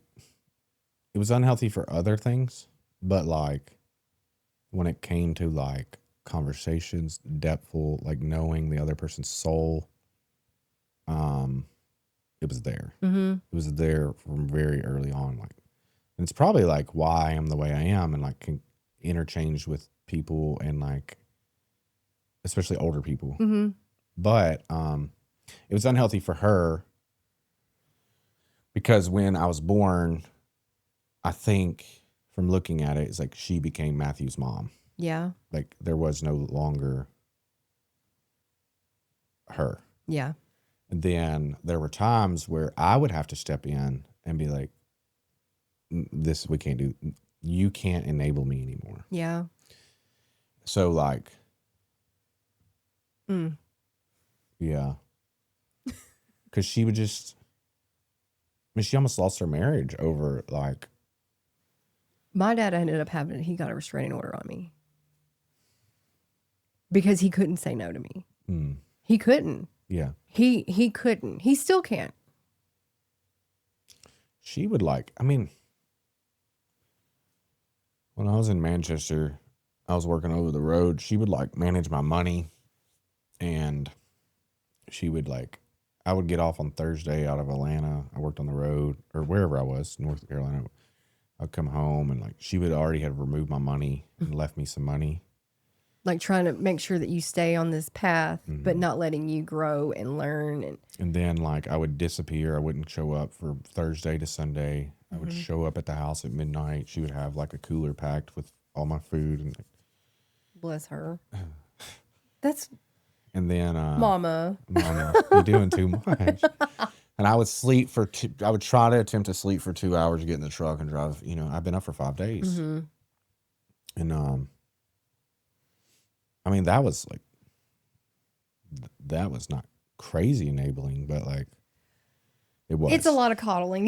Yeah. It is, but then I got the girlfriend, and she was like, "You just gonna let your mama manage your money like that?" And she wasn't that hood, but and I was like, "Yes." Oh, is that the type you go for? It is kind of. If you have like a food stamp in your bra, like, God that bless. EBT. Yeah. If you clap your hands when you talk to me, like, no. Stop. Boo-boo. Like, I will. God, it's getting me going. I'm running to you. Like, if I buy you a pack of cigarettes, never mind. It's about to get too wild. like Jeff Foxworthy type shit. Yeah. But the other way. Yeah. Yeah. But she was like, you know, you just gonna let your mom manage your money? And I was like, yes. Like, I can't. I need somebody to. Somebody's got to do something around here. But over time, she had like leaned into me so much that like I was like, you know, nah, I guess not, you know. And then instead of my mom managing my money, she's in my pocket, you know. So that needed to be said to you, but she didn't need to do it. Correct, She had other alternative motives, is what that was. Yeah, she was like, "Are you gonna title on this truck?" Yeah, right. Yeah, I need you. That's exactly what that was. She did like, she like was on me like, I don't know, 2 or 3 months about title loan on my truck. She finally got it. No, I saved those for bail. Really? For bond money. My truck got stolen afterwards, so I didn't have to pay it back. There you go. Damn. I didn't steal it. Promise you I didn't steal it. That is so funny. Like in addiction, if I think about how many times our vehicle would like disappear and then it would fucking show back up. What? Someone stole my vehicle because we were cooking dope at this house and their motorcycle came up stolen, and I was the only person with the truck. So they assumed you took it. Took the motorcycle. I did not steal the motorcycle. But they definitely stole my truck. Damn. Because I had parked it at this gas station and it came up missing. And I didn't steal it. Mm. And you did all your stuff here? Are you from Murfreesboro? I'm from Memphis, and I landed in. I'm kind of a gypsy soul, but I spent most of my time in Memphis and Manchester. Mm. My mom lived in Manchester. My dad lives in Memphis. And I mean, Manchester was the place that Coffee County really got wild for me. That jail. I went there to get sober. Did you? Mm-hmm. How'd you get sober there? I did not. Oh, I did not. it didn't work. It did not work. Man. What's her name? Coffee County Jail is a rough jail. It is. I think it's better now, but it's still rough. What it is it doesn't matter what you do in that place. Like there's other towns like this, but it's generational. It doesn't matter how many nice facilities you have. Like until they have effective change in the county. And I have like an extreme heart for Coffee County. Yeah, that's how I am with Rutherford. Really? Yeah. I figured, yeah. Because I did so much shit out here. It's just. I just feel so much empathy for their situation. And like what's happening is when I moved there, I was 20. And people would come up to me and they would go like, how old are you? Where are you from? You know, I'm at blah, blah, blah. Mm-hmm. By that time I had a nickname. It's a whole situation. But how many kids do you have? And I'm like, I don't have any. But I noticed like everybody was having children at 15. There's something in the sun drop. Mm-hmm. Something at the sun drop? Yeah. But like everybody was having children at 15 or 16. Then when I like started going back and forth to jail a lot, I understood that like people were having kids at 15 and then those 15-year-olds were drug addict parents that were also 15 and they're in prison. Yeah. And their son or daughter is going into Coffee County. Now they're in prison. Now their son and their dad is coming back out of prison on a 10-year sentence. Oh my gosh. It's just a reoccurring situation. And a lot of it has to do with the lifestyle and meth. And like, it's took over the place. And like people would like, I worked out of town. I'm from a bigger city. And naturally I just move different than they would move. Yeah. But I'd be like, I'm going to Murfreesboro, like to the mall. And they'd be like, Murfreesboro? I know what you mean. Yeah. That's how it was when I lived in Shelbyville and Bell Buckle. They'd be like, we're going to town. But like, there is also like, they're stuck in general. Like not just, we don't travel. And like, I noticed this amongst the drug scene. And I don't know if it could be like this in Murfreesboro. I've never did anything illegal in Murfreesboro. Oh, really? I've only been here in a You've only been a good guy here. Yes. But in Memphis, or a big city, I would assume all big cities, Memphis is rough, but it's based off of like opportunity. Yeah. In a different way. So like, say you're in the hood and you see somebody walking down the road that you might think is like a duck. All right. In general, they will not rob, hurt, manipulate this person on paper directly. Mm-hmm. They invite them on the front porch. We get them some beer. Mm-hmm. We get them with the girls, blah, blah, blah. This person knows 100 people I can sell drugs to. Yeah. Okay. That's how, in general, Memphis operates mostly. Mm-hmm. There is like manipulation and people being robbed and like dope boys being robbed and shit like that. A lot of that goes on. Yeah. But in general, they think I rob a dope boy because he's in the game. He knows his risk. Yeah. It's not, what's the word where you're like taking advantage of like circumstantial stuff. Like in smaller towns, they like every opportunity is for the taking. Yes. And they're less trustworthy. Almost like savage, Savage, dude. Like they will rob you over $80. Yeah. And then in a month. Or try to help you look for it. Yeah, well, in a month, they'd be like, all right, I robbed you. Like, let's do business again. Like, you know, like I just need it up that day or whatever. Yeah. Like nobody's getting out. And it's just like convoluted, like just back and forth. And there's no opportunity. Like, I don't know. There's no trust. There's no. Yeah. Nothing. I know what you mean. I would like operate in a way that people would be like, what? Yeah. Like I would be like, here's this much money. Go get what I need. If you don't come back, I know who you are. You were a god to them. I mean, honestly, like I just operated in a different way. I'm telling you, to them, you were probably like, oh, he's the shit. Like, where'd he come from? Like, seriously. Well, I was able to like move there in a smart manner where I didn't deboy myself, but I deboyed somebody else Mm-hmm. because I had the connection Yeah. and I was able to stay in the position I wanted, which was the user. Mm-hmm. And I was able to move freely and not go to prison or jail, Wow. which was the smartest move I ever did. Yeah. Because a lot of the people I was with are in prison at the current moment. Mm-hmm. And I was able to like, the person that I deployed is not in prison. Do you ever look at like, so, you know, when you think back to like your addiction, like, and the people like I know I moved with, Yeah. like, and I know a lot of them are in prison. Like, what the fuck was so different about me? Why did God see it fit for me to stay out here? And, you know, don't know. like Troy said the other day, he was like, I wish God would just come down and sit at the fucking kitchen table with us and just sit and just, I just got a few questions. And I feel like if you could answer just a couple, it might help me. I mean, I have a gypsy soul and on top of like drug addiction, I had like a nonconformist attitude that was really deep seated.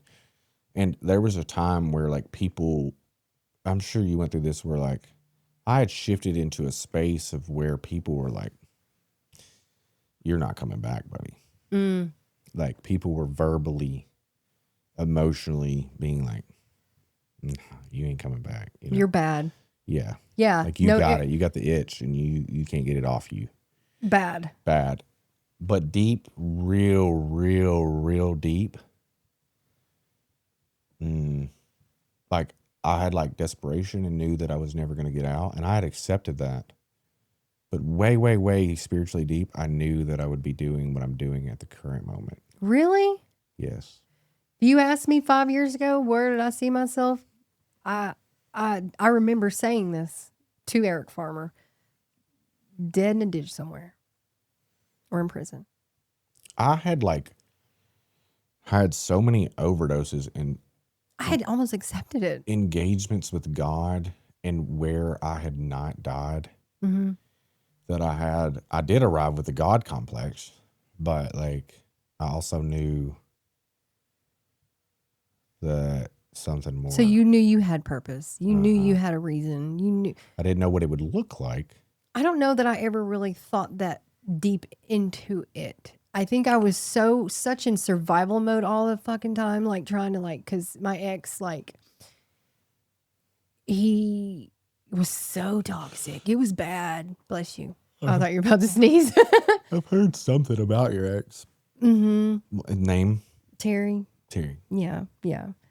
Somebody I met. Born and raised here in town. His family, pretty known. Like which is probably why I'm not saying the last names. Okay. Just because, but just because I respect them, I put them through fucking hell. I cost that family a lot of money. Both my in-laws and his family. My ex-in-laws don't even talk to me. They still don't. The family does, but not my ex-mother and father-in-law. They haven't got there yet. Well, you like probably incite like a pain. Yeah. They're not willing to. Yeah. Even though you're doing better, like that doesn't mean they're. It doesn't erase what I did. Yeah. I cost them a lot. Like I did. I know. I did a lot of shit. Somebody I know knew him or knew. Probably. I mean, hell, he graduated from Riverdale. No, it wasn't that. It wasn't like he's from here. It was something else. I'll have to. I don't know. Did you date someone before you were with? I mean, I know you. So Shane McFarland. My ex-husband is the mayor's brother-in-law. When you were in recovery or no? No, I was married for 18 years. Okay. I actually didn't even get divorced until Troy and I started seeing each other. I was with the ex for 9 years and was still married. You just couldn't sign the paper, couldn't figure it out. It was too. I was busy. Yeah, you're busy. I remember being in jail. Were you really busy, or were you like actually just holding on to it? I think there was a little bit of both. Okay. Because I mean, drug addiction is like you're too busy to do anything. Literally, Yeah. nothing's slower than guess... a meth head on. It's so bad on a time. It's just not going to happen. If you give a meth addict some time to be there, you're causing them to be late. I feel like that. It's true. All the way. Okay. It's nothing slower than a meth addict. It just isn't. But going so fast nowhere. yeah. But I don't know. I feel like the way that I think today, the way that I live today, nothing I can say today, I don't have any regrets. Mm-hmm. Because I'm happy of where I'm at. I'm happy, I'm free, I have more of an understanding of my life. I don't go through every day just wondering why anymore. I think that's one of the coolest things that my recovery has given me is that I don't regret anything. Yeah. And I'm not saying like I don't regret it. I'm not saying that shit was good. Like, there's some stuff that went down that was really hard to go through. But I can honestly say that I do not, if I knew that my life was going to end up right here, I would do it again. Me too. I wouldn't. And how many people can say that? I don't have regret. That one bit. When I said that to my son. What did he say? So I'll tell, and the whole reason I'm telling is because it was like a 2-year span that this went on. I remember driving him to UT his senior year or his freshman year. Yeah. And we were kind of having a heart-to-heart talk, and I was explaining him, the way my life had turned out. Like I was just helping him understand me a little more. And because it was pretty new for him. Me being back was very new for him. Me supporting him and all that stuff was just like all foreign. And when I told him that, you're going to hear me tell my story a lot, and I want you to be prepared for what you hear. First of all, Mom, like I was wild. So there's probably going to be stuff you're probably going to want to cover your ears.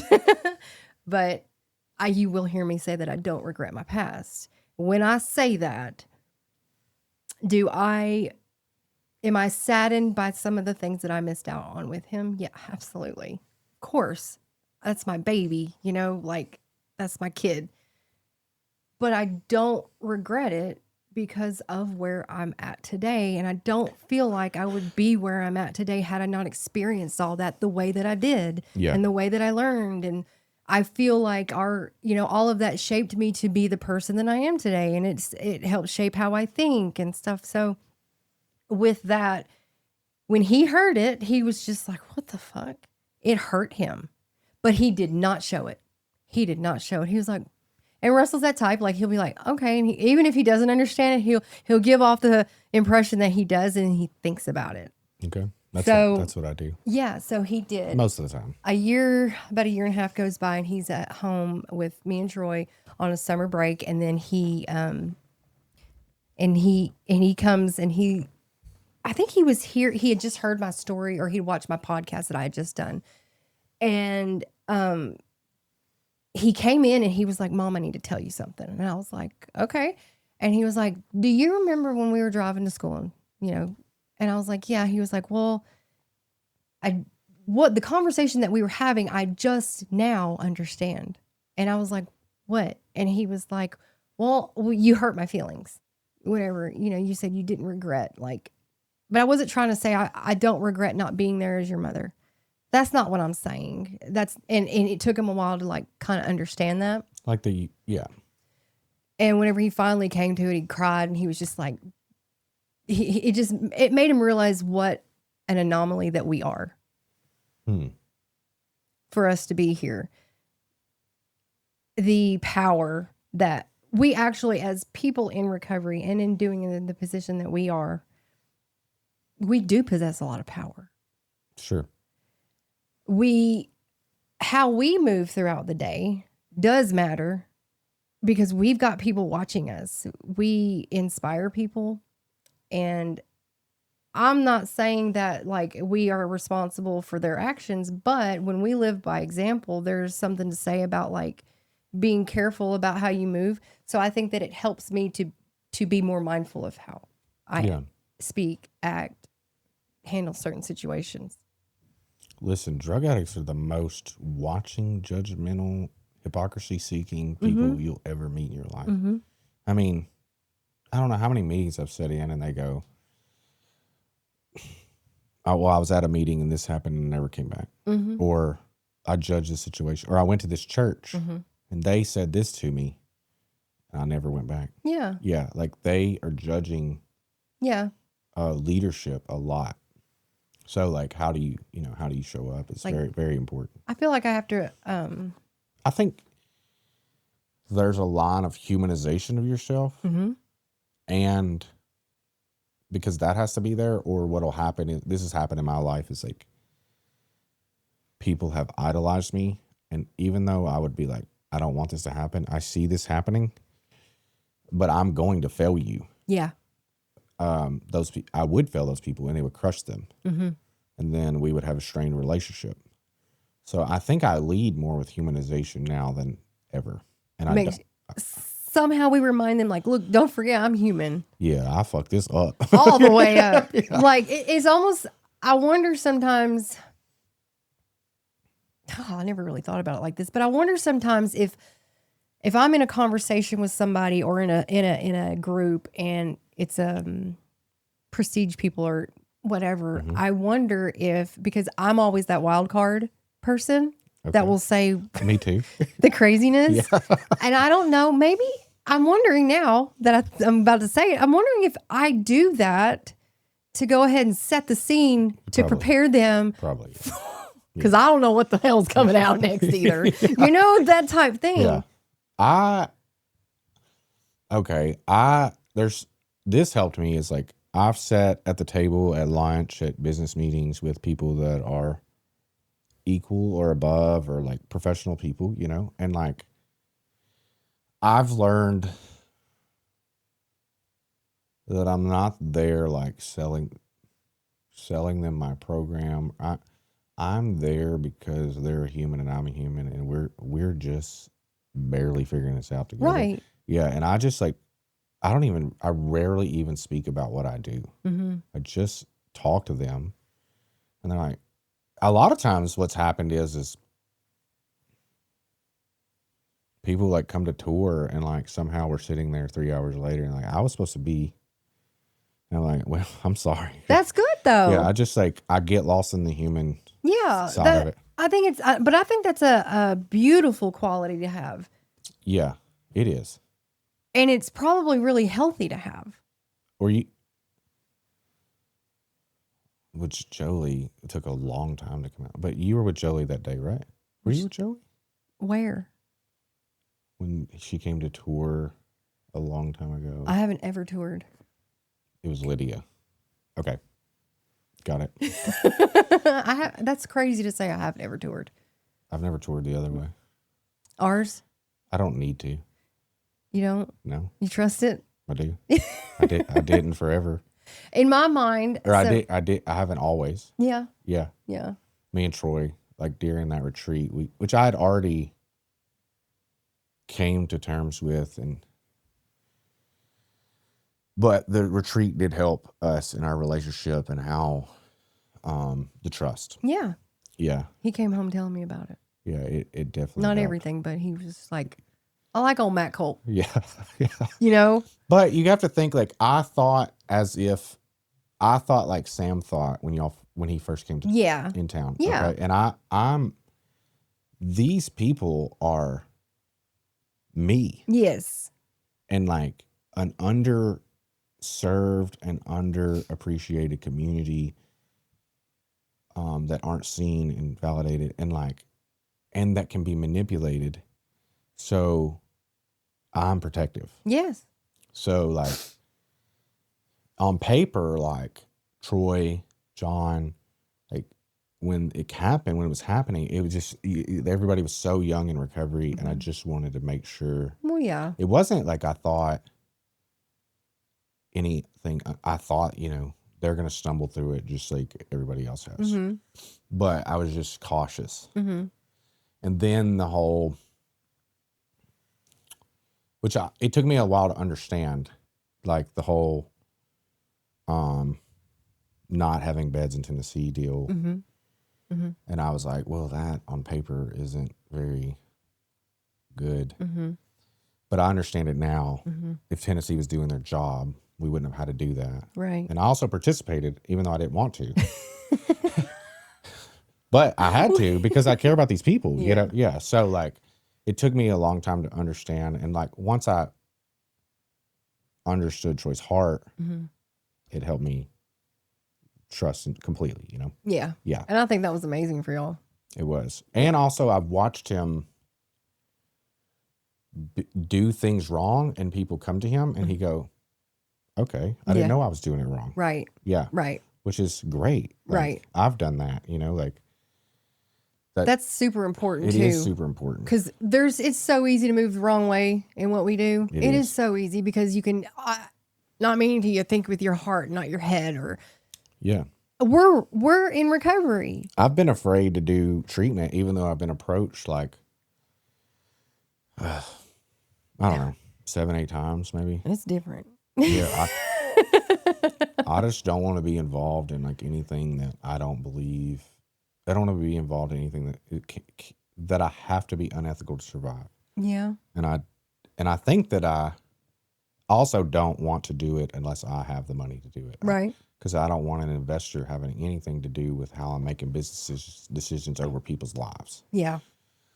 And I'm just not financially there yet to make that decision. So like if I could make it and I know that it's between me and God and it's pure, then I'll do it. Mm-hmm. But until then, I'm not. Well, I can say don't get me wrong, it's hard work.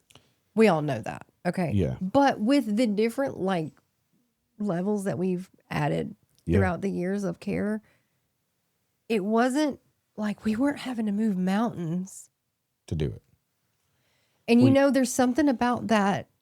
Like every day there's something, somehow, some way I am validated by my higher power in knowing I'm on the right path, that I'm doing where I'm supposed to be. And that's why I live and I feel the way I do inside so great and about my life and I'm happy and joyous and free and blah, blah, blah, is because every day and it was all with a positive affirmation that I stuck on my mirror in sober living. I will not let anybody validate me other than my Jesus, my God, my higher power. And so I put it on our mirror in our sober living. And that was like what I saw every day. My girls that were with me, they would, we'd be getting ready. And it was just something, and it stuck.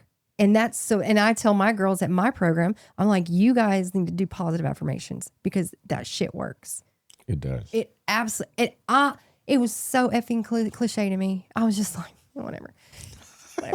And I think I wrote it out in class and I was going through something and just stuck it as a sticky note on the mirror and it stayed and it stuck. And I thought it was like one of the coolest things is that something so simple can change like so much about you, and you can carry that on and you can share that with other people. I like a good Post-it note. Mm-hmm. I like a good Post-it note.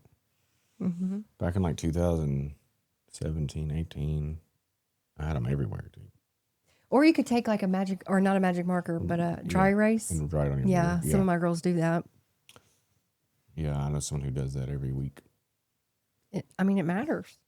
Like not having anybody else that, and every day I get to experience that, and I'm just like, thank God I have that today, because for so many years going through life not knowing what the fuck I'm doing, and I don't feel like that anymore. What about with Troy? Feeling my way through this. Okay. It's scary. Sure. Troy's my first sober relationship.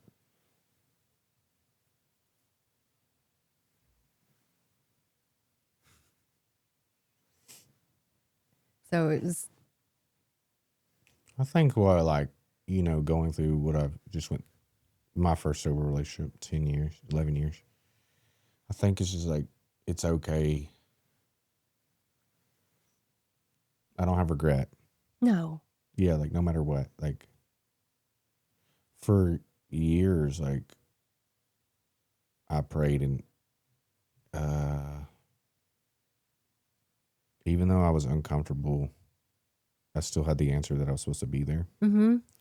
I didn't like that always. Mm-hmm. But I'm like okay with like what I went through no matter what. And like it's taught me a lot about myself. It's taught me a lot about who I am, and like, I don't know, it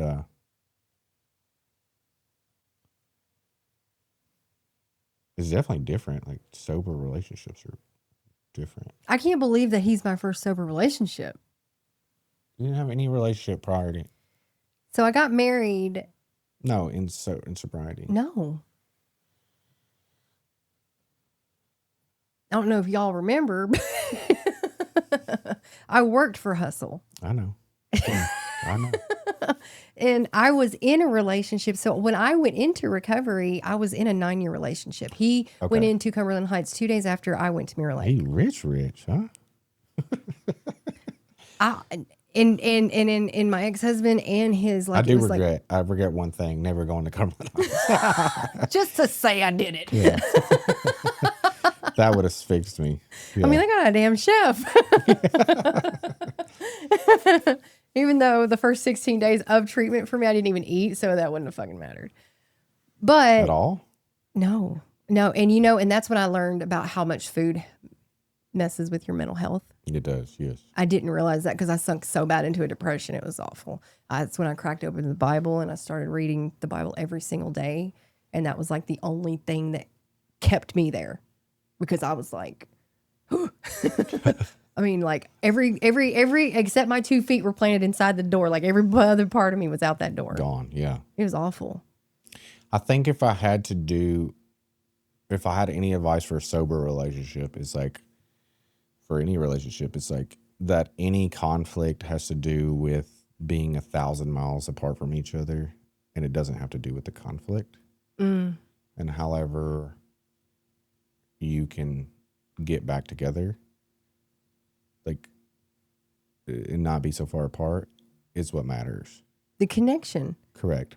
And I think that there's different ways to do that, but I think that like having a reoccurring activity that you do as a couple, like walking, is a great thing. Yeah. For couples. Yeah.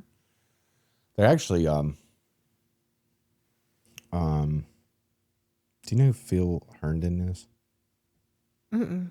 He's a therapist. He does EMDR, but I think he teaches other people how to do EMDR. But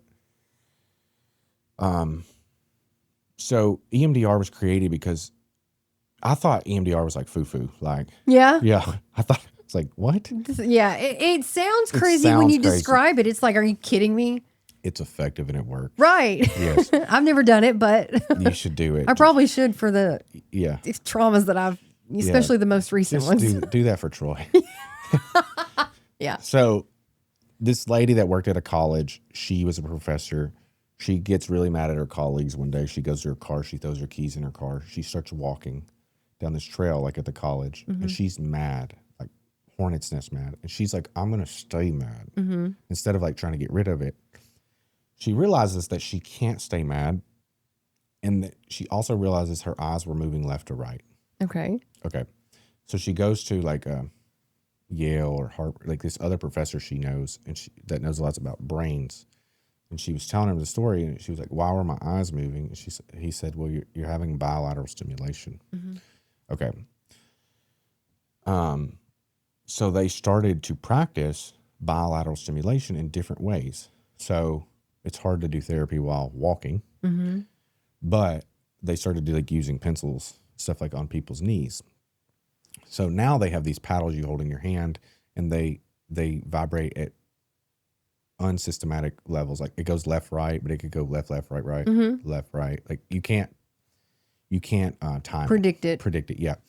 While you're doing that, there's different ways, but like one pattern would be like, say there's a trauma in which you happen in your life, and you go, well, I want you to imagine that trauma, and I want you to attach an idea or a thought behind it.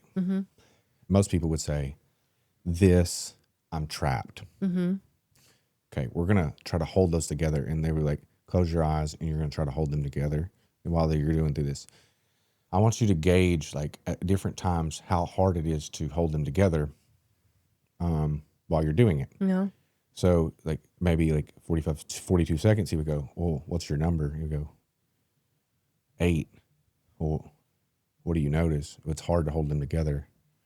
Then like, well, maybe systematically we get to like a 4.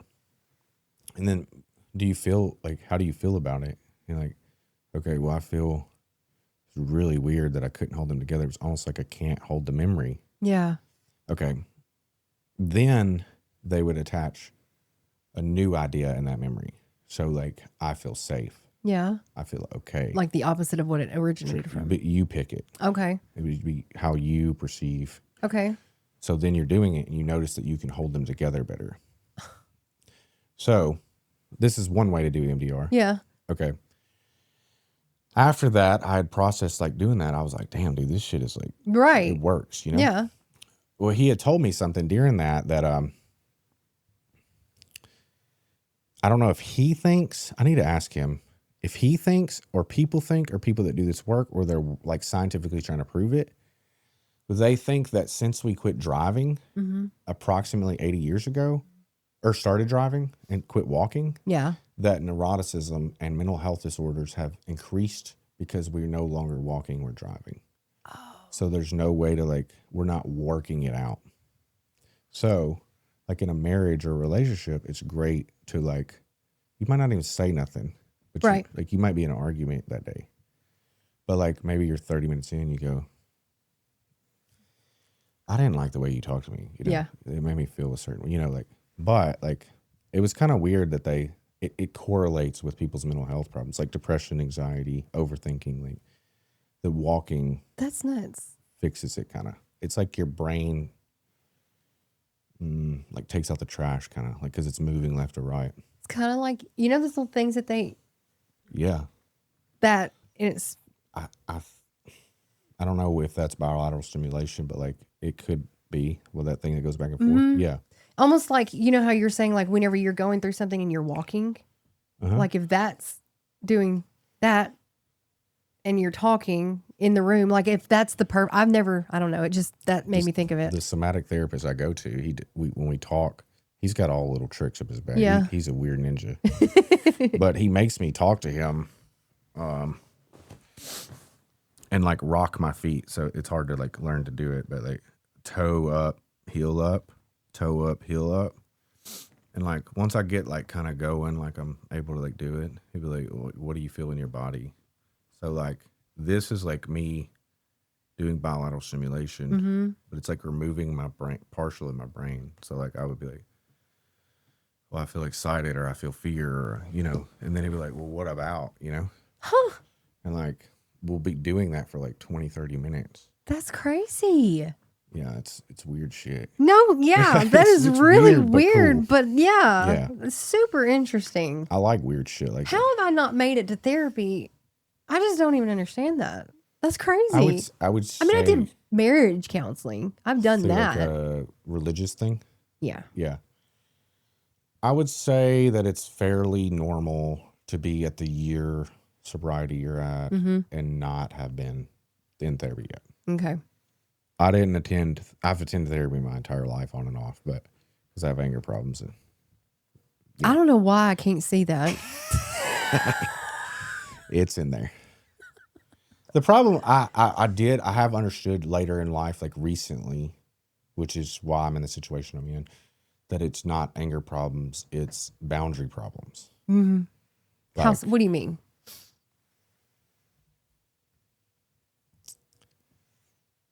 Let's say I'm in a 12-step program. Mm-hmm. So let's say I'm writing this person's name on the list every time I do a 4-step. The same reasons, the same effects. Like in AA, we're also taught that like everything in life is like a spiritual problem with me. I have to take part in ownership. But in real life, and you have boundaries, like if the person keeps ending up on the list and you keep getting angry, You keep allowing it. you keep allowing it. Why are you keep writing it on the list? So, at some point you just get tired of writing the name on the list. So, I mean, that's kind of what's happened in my life, but, what a damn good way to put that. but I do have like, The problem is, it's not that I have anger. The anger is,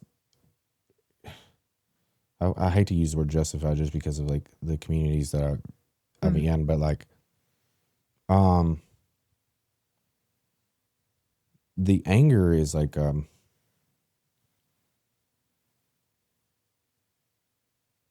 do I explain it? Like I've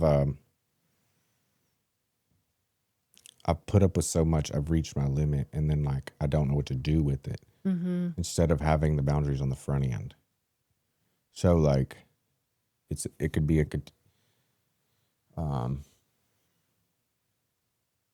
continual problem where you're like, It's like you're mad at yourself, not mad at that person. I wouldn't even say mad. That's not a good word.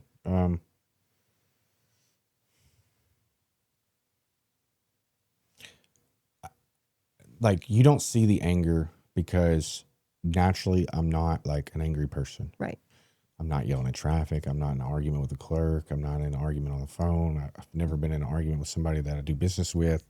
I'm not an angry person. So like, I think it's allowing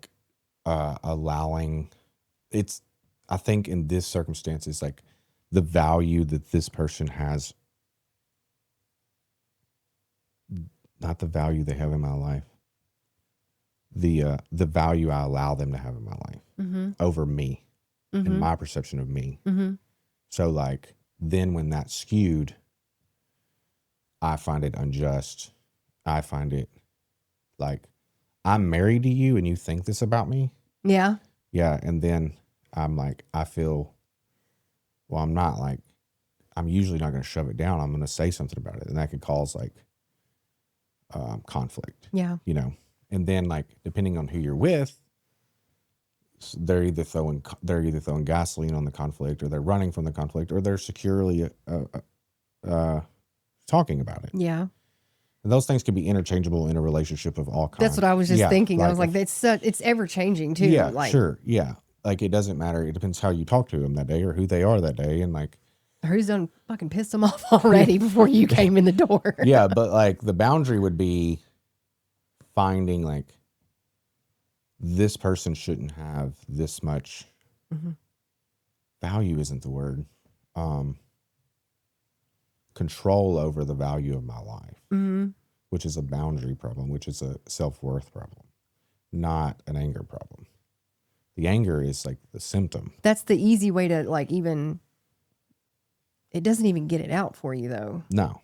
At all. It doesn't work. And that's what sucks. It's like, it's it doesn't even work. You've heard so many times people just let them get it out. And like, no, it doesn't work. It's not. No. Every time I look back at my anger, I go, it was ineffective and doesn't work. Yeah. Anytime I get frustrated, like I did this morning, I was telling Mitzi because the last 3 days with what Troy and I do for a living, he's a businessman. He's on the phone a lot. He's preoccupied a lot. So welcome. I allowed about 3 days to go by of him doing that. No connection. Yeah. And just 3 days of it, I was like on the verge of tears. I was like, oh my gosh, I had left to come here and I didn't get my 5 minutes. Like I didn't get like, and I needed that today, you know? And so I was just like upset. So I talked to him about it instead. But before I did that, I had got myself so worked up and upset. And I talked to him and she was like, but once you talked to him about it, like you were calm, I was like, I know. And I do that. We do that to ourselves. Absolutely do it. And it was literally, he was like, damn, baby, I'm fucking sorry. Like he didn't. Men are easy. But I let that go on for 3 days that I felt that I did that to myself and I was getting frustrated at him. And it wasn't him. It was something that he was doing, but nobody points it out to you and says, hey, for you and for me, we need to like take a moment. Yeah, yeah. You know, that's so beneficial all the way around instead of me going 3 fucking days. Like we torture ourselves. This is what you need to know about men. Men are like simple solution-based creatures. give me clear-cut directions of Yeah. what you need from me. I have to constantly remind myself of that. But here's like where women, I think, is like, he should know. Okay. Yeah. But we don't. No. Yeah. If you need to be treated like a princess, tell me you know, you could say, hey, I need to be treated like a princess overall. I need you to be more attuned, even though what I'm saying and how I perceive myself and how I show the world might not be that. Yeah. I need this from you. When I'm with you. I need this from you. Mm-hmm. All the time, not just one time. Right. Or like the phone. Can we get some consistency in this? Or for like the phone deal. But most guys will go, okay, I hear you, I acknowledge you, I'll take care of it. Yes. And that's what I was just like, golly, Kimberly, like what? and it's not like I'm just this young teenage girl that's never been in a relationship before, but I am only 4.5 years old in my first sober, and I'm about to marry him, Yeah. So yeah, so I had to give myself a little bit of grace on that one. I don't know if I learned anything from I learned stuff. Yeah, I don't think I'm trying to think what I learned, like some inattentiveness stuff that I was doing in my first relationship. That's what my first marriage, that was a big thing for me. I think that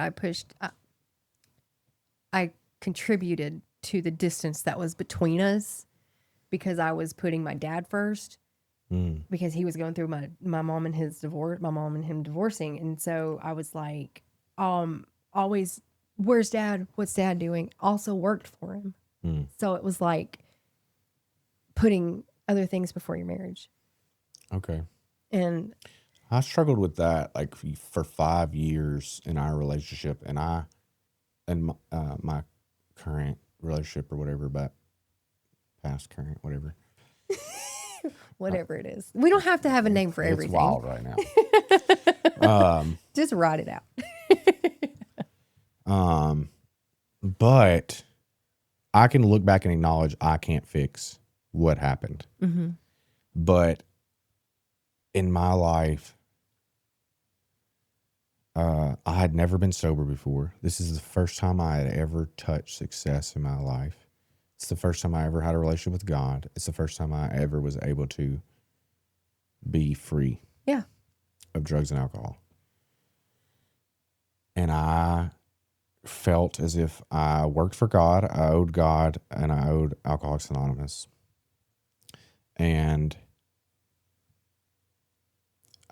the reason I don't regret it, I'll tell you in the end, but like to her, she always came second, no matter what. Because I would tell her specifically, like, and I'll tell my sponsees still, like, but I would say like,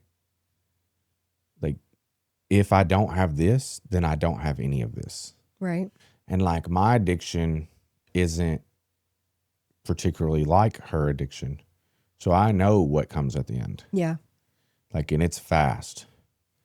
So like out of fear, I reacted in a manner that was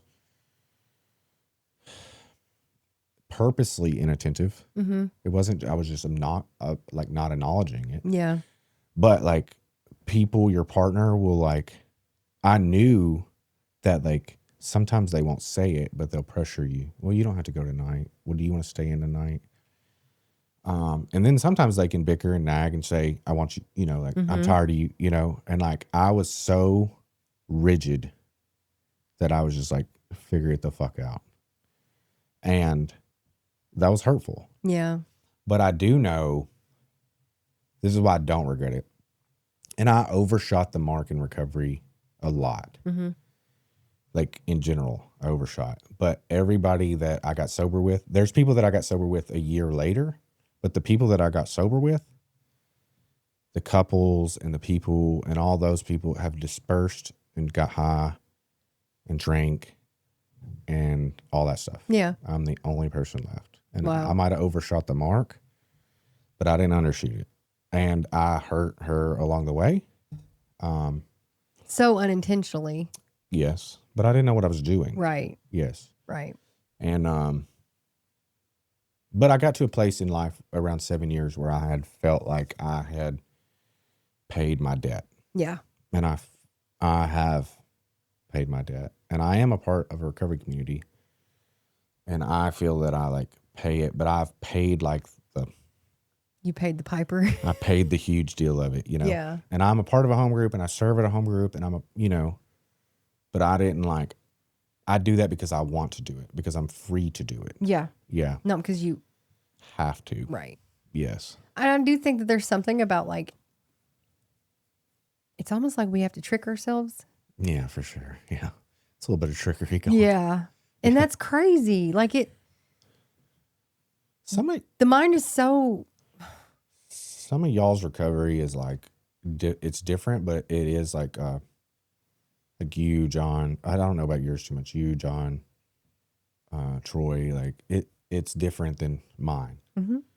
What it is like something that I enjoy to watch that I think is okay and more attractive. Mm-hmm. Because it seems that y'all were able to move into a space of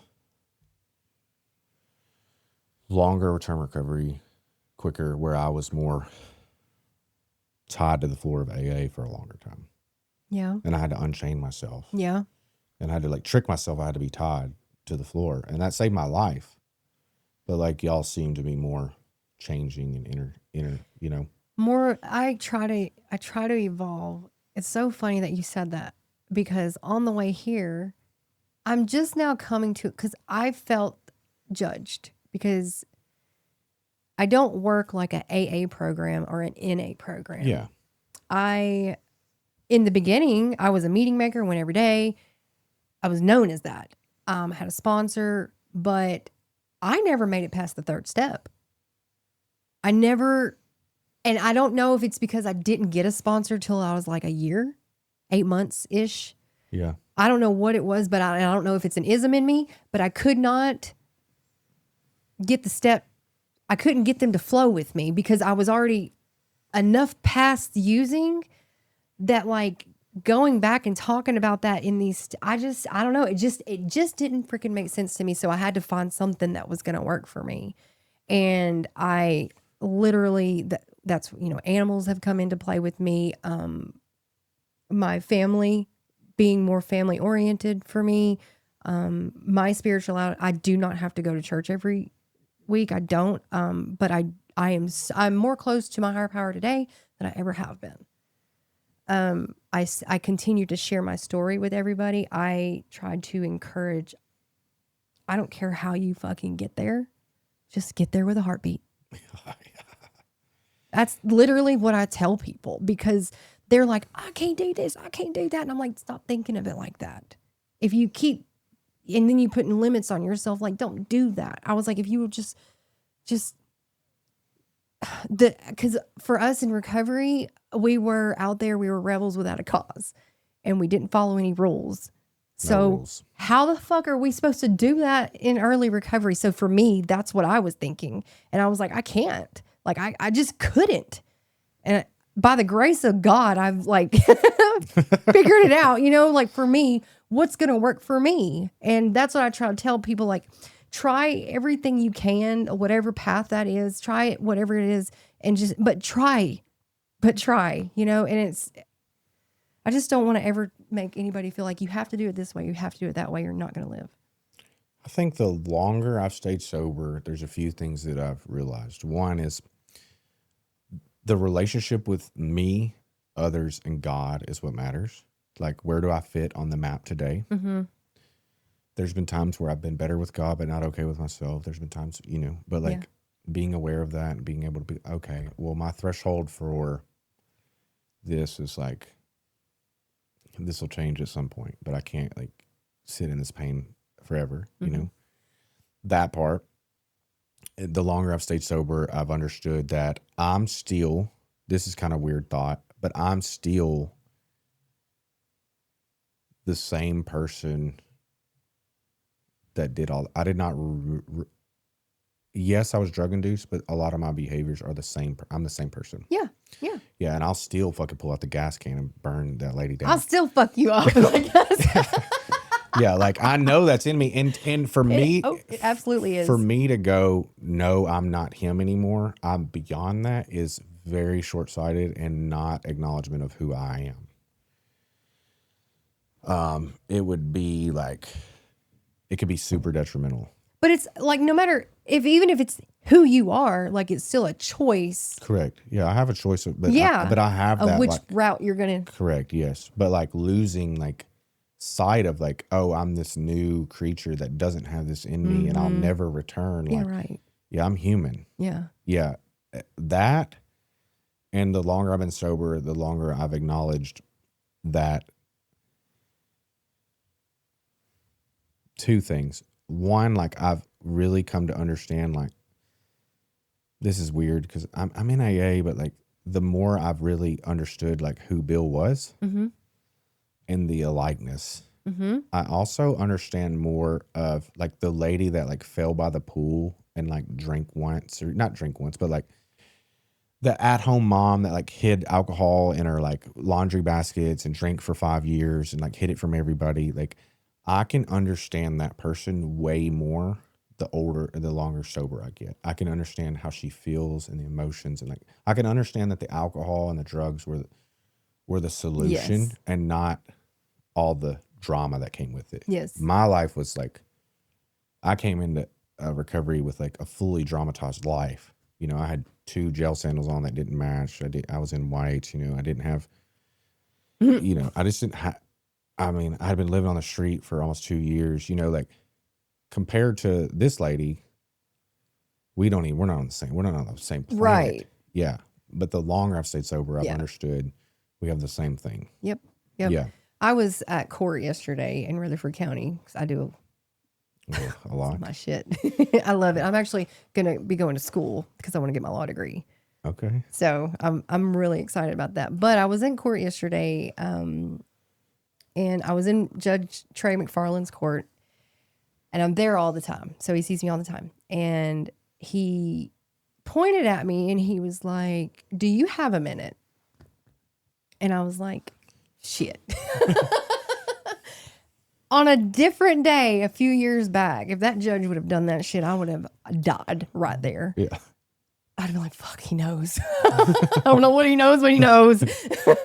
But he literally was just wanted to talk to me in his office and just say thank you. And thank you for trying to help somebody. I was a dear friend of his. And it was just like really cool that that full circle moment for me. And I get those a lot. And that's another way that I know I'm doing what I should be. Place. Yeah. I was on a 3-year violated sentence in out of Coffee County. I was on a 1 year that turned to a 3-year because I'm an idiot. We're just consistent. I'm consistently not showing up to anything. Yeah.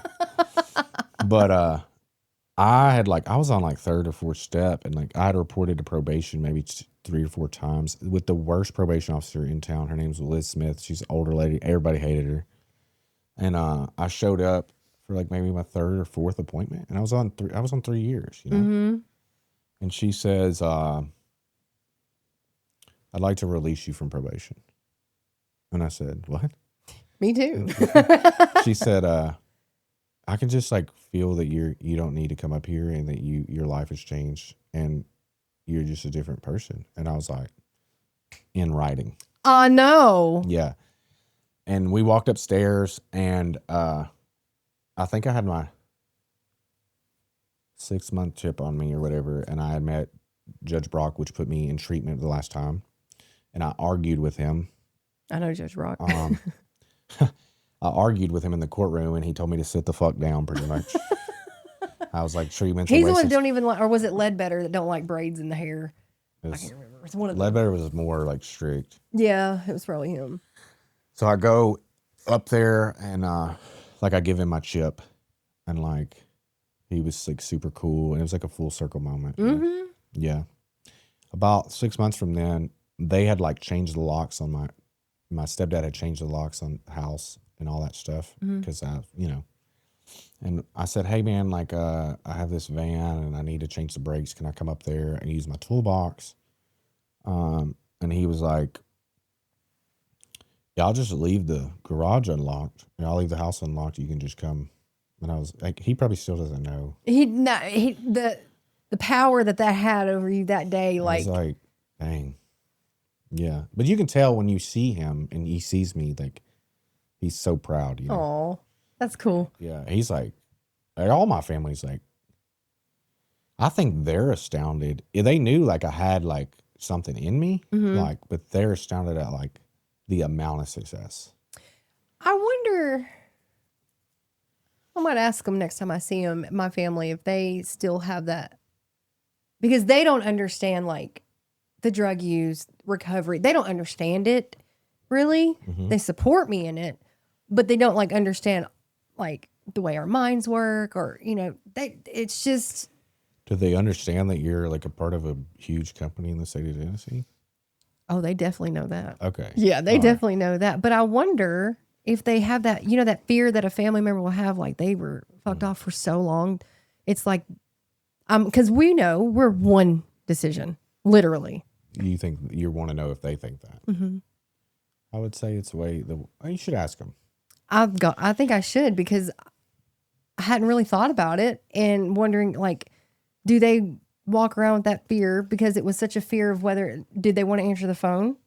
You know, that fear of that call, because I got 13 overdoses under my belt. So they were getting calls, you know, my sister would find me in a hospital. So I just wonder about that. I'm going to ask them though.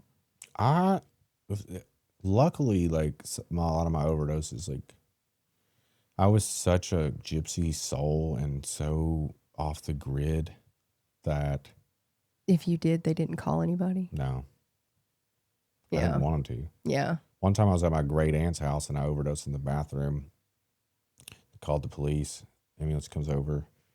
You know, I don't know how they got the door open, but they, you know, when you wake up from an overdose, I know what just happened. Yeah. And I'm mad as fuck. Like I'm about to feel like some shit. Like they didn't hit me with Narcan, wasn't a thing back then, but like, no, I think it happened before. Like one time I overdosed on a street in a cul-de-sac and they had shot saline solution in my arm like over and over.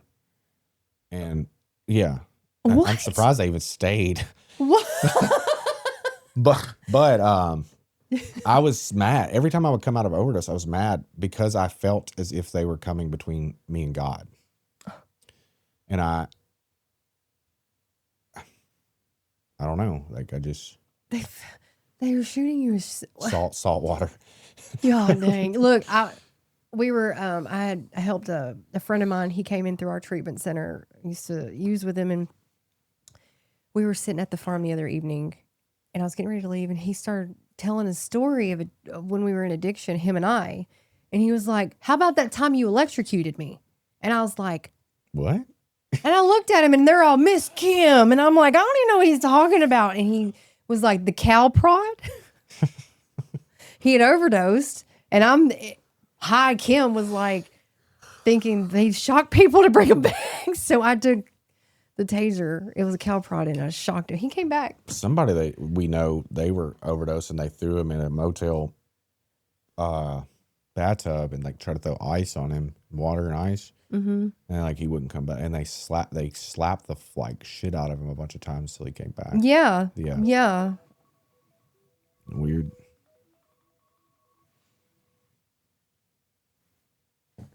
It's the things that we think I think I'm a doctor sometimes. Like I could do this shit. I'll call Dr. Lloyd. He'll tell me. You want to be a lawyer too? Yeah, Troy teases me too, because he's like, "You think you're a lawyer in there?" I do. I guess Rutherford County Court. Mm-hmm. I avoid it, but I love that I place. Avoid court, but it is the best courtroom I've ever been in. It is a good one. It really is. It moves well. Mm-hmm. Good communication. When I go to other courtrooms, I leave out of there, and that's like always the first thing whoever I'm calling, I'm like, "Let me just tell you about what I went to a Kentucky one last month, common law, Commonwealth or whatever." I went to one in I don't know. It's not the same. It's Gallatin, but the Sumner. And the judge was just like, It's different. there was a lot of people there, and he was like, stand up. Do you need a lawyer? And like people would be like, do you need a lawyer? And like, and then they were like, They don't. no. And like, I almost wanted to be like, dude, can we take a recess and we go outside and everybody like, I just like do like, yes, you need a lawyer. You do. Yes, you need a postponement and you need a lawyer. Like, and like they were just standing up and like in the middle of the row, not coming to the front. There's some judges that will just let them roll with it too and not correct them and No, be this like, dude was you not- need to this get dude was help. not. No, that's why I love our judges. They will be like, no, I can't, but you You let's need a lawyer. fill that paper out. You know, like, God. Yeah, that's wrong. They shouldn't do that. I've had really good luck in court systems. Really? I mean, I can't, I have too, apparently. Early on, I did. When I was a juvenile, I was like profiled is the best way I could say. Profiled Mhm. as what? White. I mean, Rich white boy? yeah, I guess. Yeah. I mean, this is what happened. I think the courtroom had like 17, 18 people at this current time. We're in there. I caught charges on like maybe an ounce of weed or something. Probably second time. We're in court. Everybody that was prior to me and after me got released on R&R. Okay. Not you? One of those people had prior like 78 charges. Some of them were gun charges. R&R. Damn. The words menace to society were not released on R&R when I came up. I was like, that's what I look like. Offended? Hello? I mean, this lady was after me, dude. I mean, I know what was going on, I guess. Like, they thought they could, like, affect change, you know. But then later, I mean, I've caught 10 felonies, and I don't have a felony. I don't have any either. I've caught 5 and 5. I had 7. And you don't have any. But I waited it out. They couldn't, you know, you get released. I waited it out. He bonded out. I waited in jail. I was not.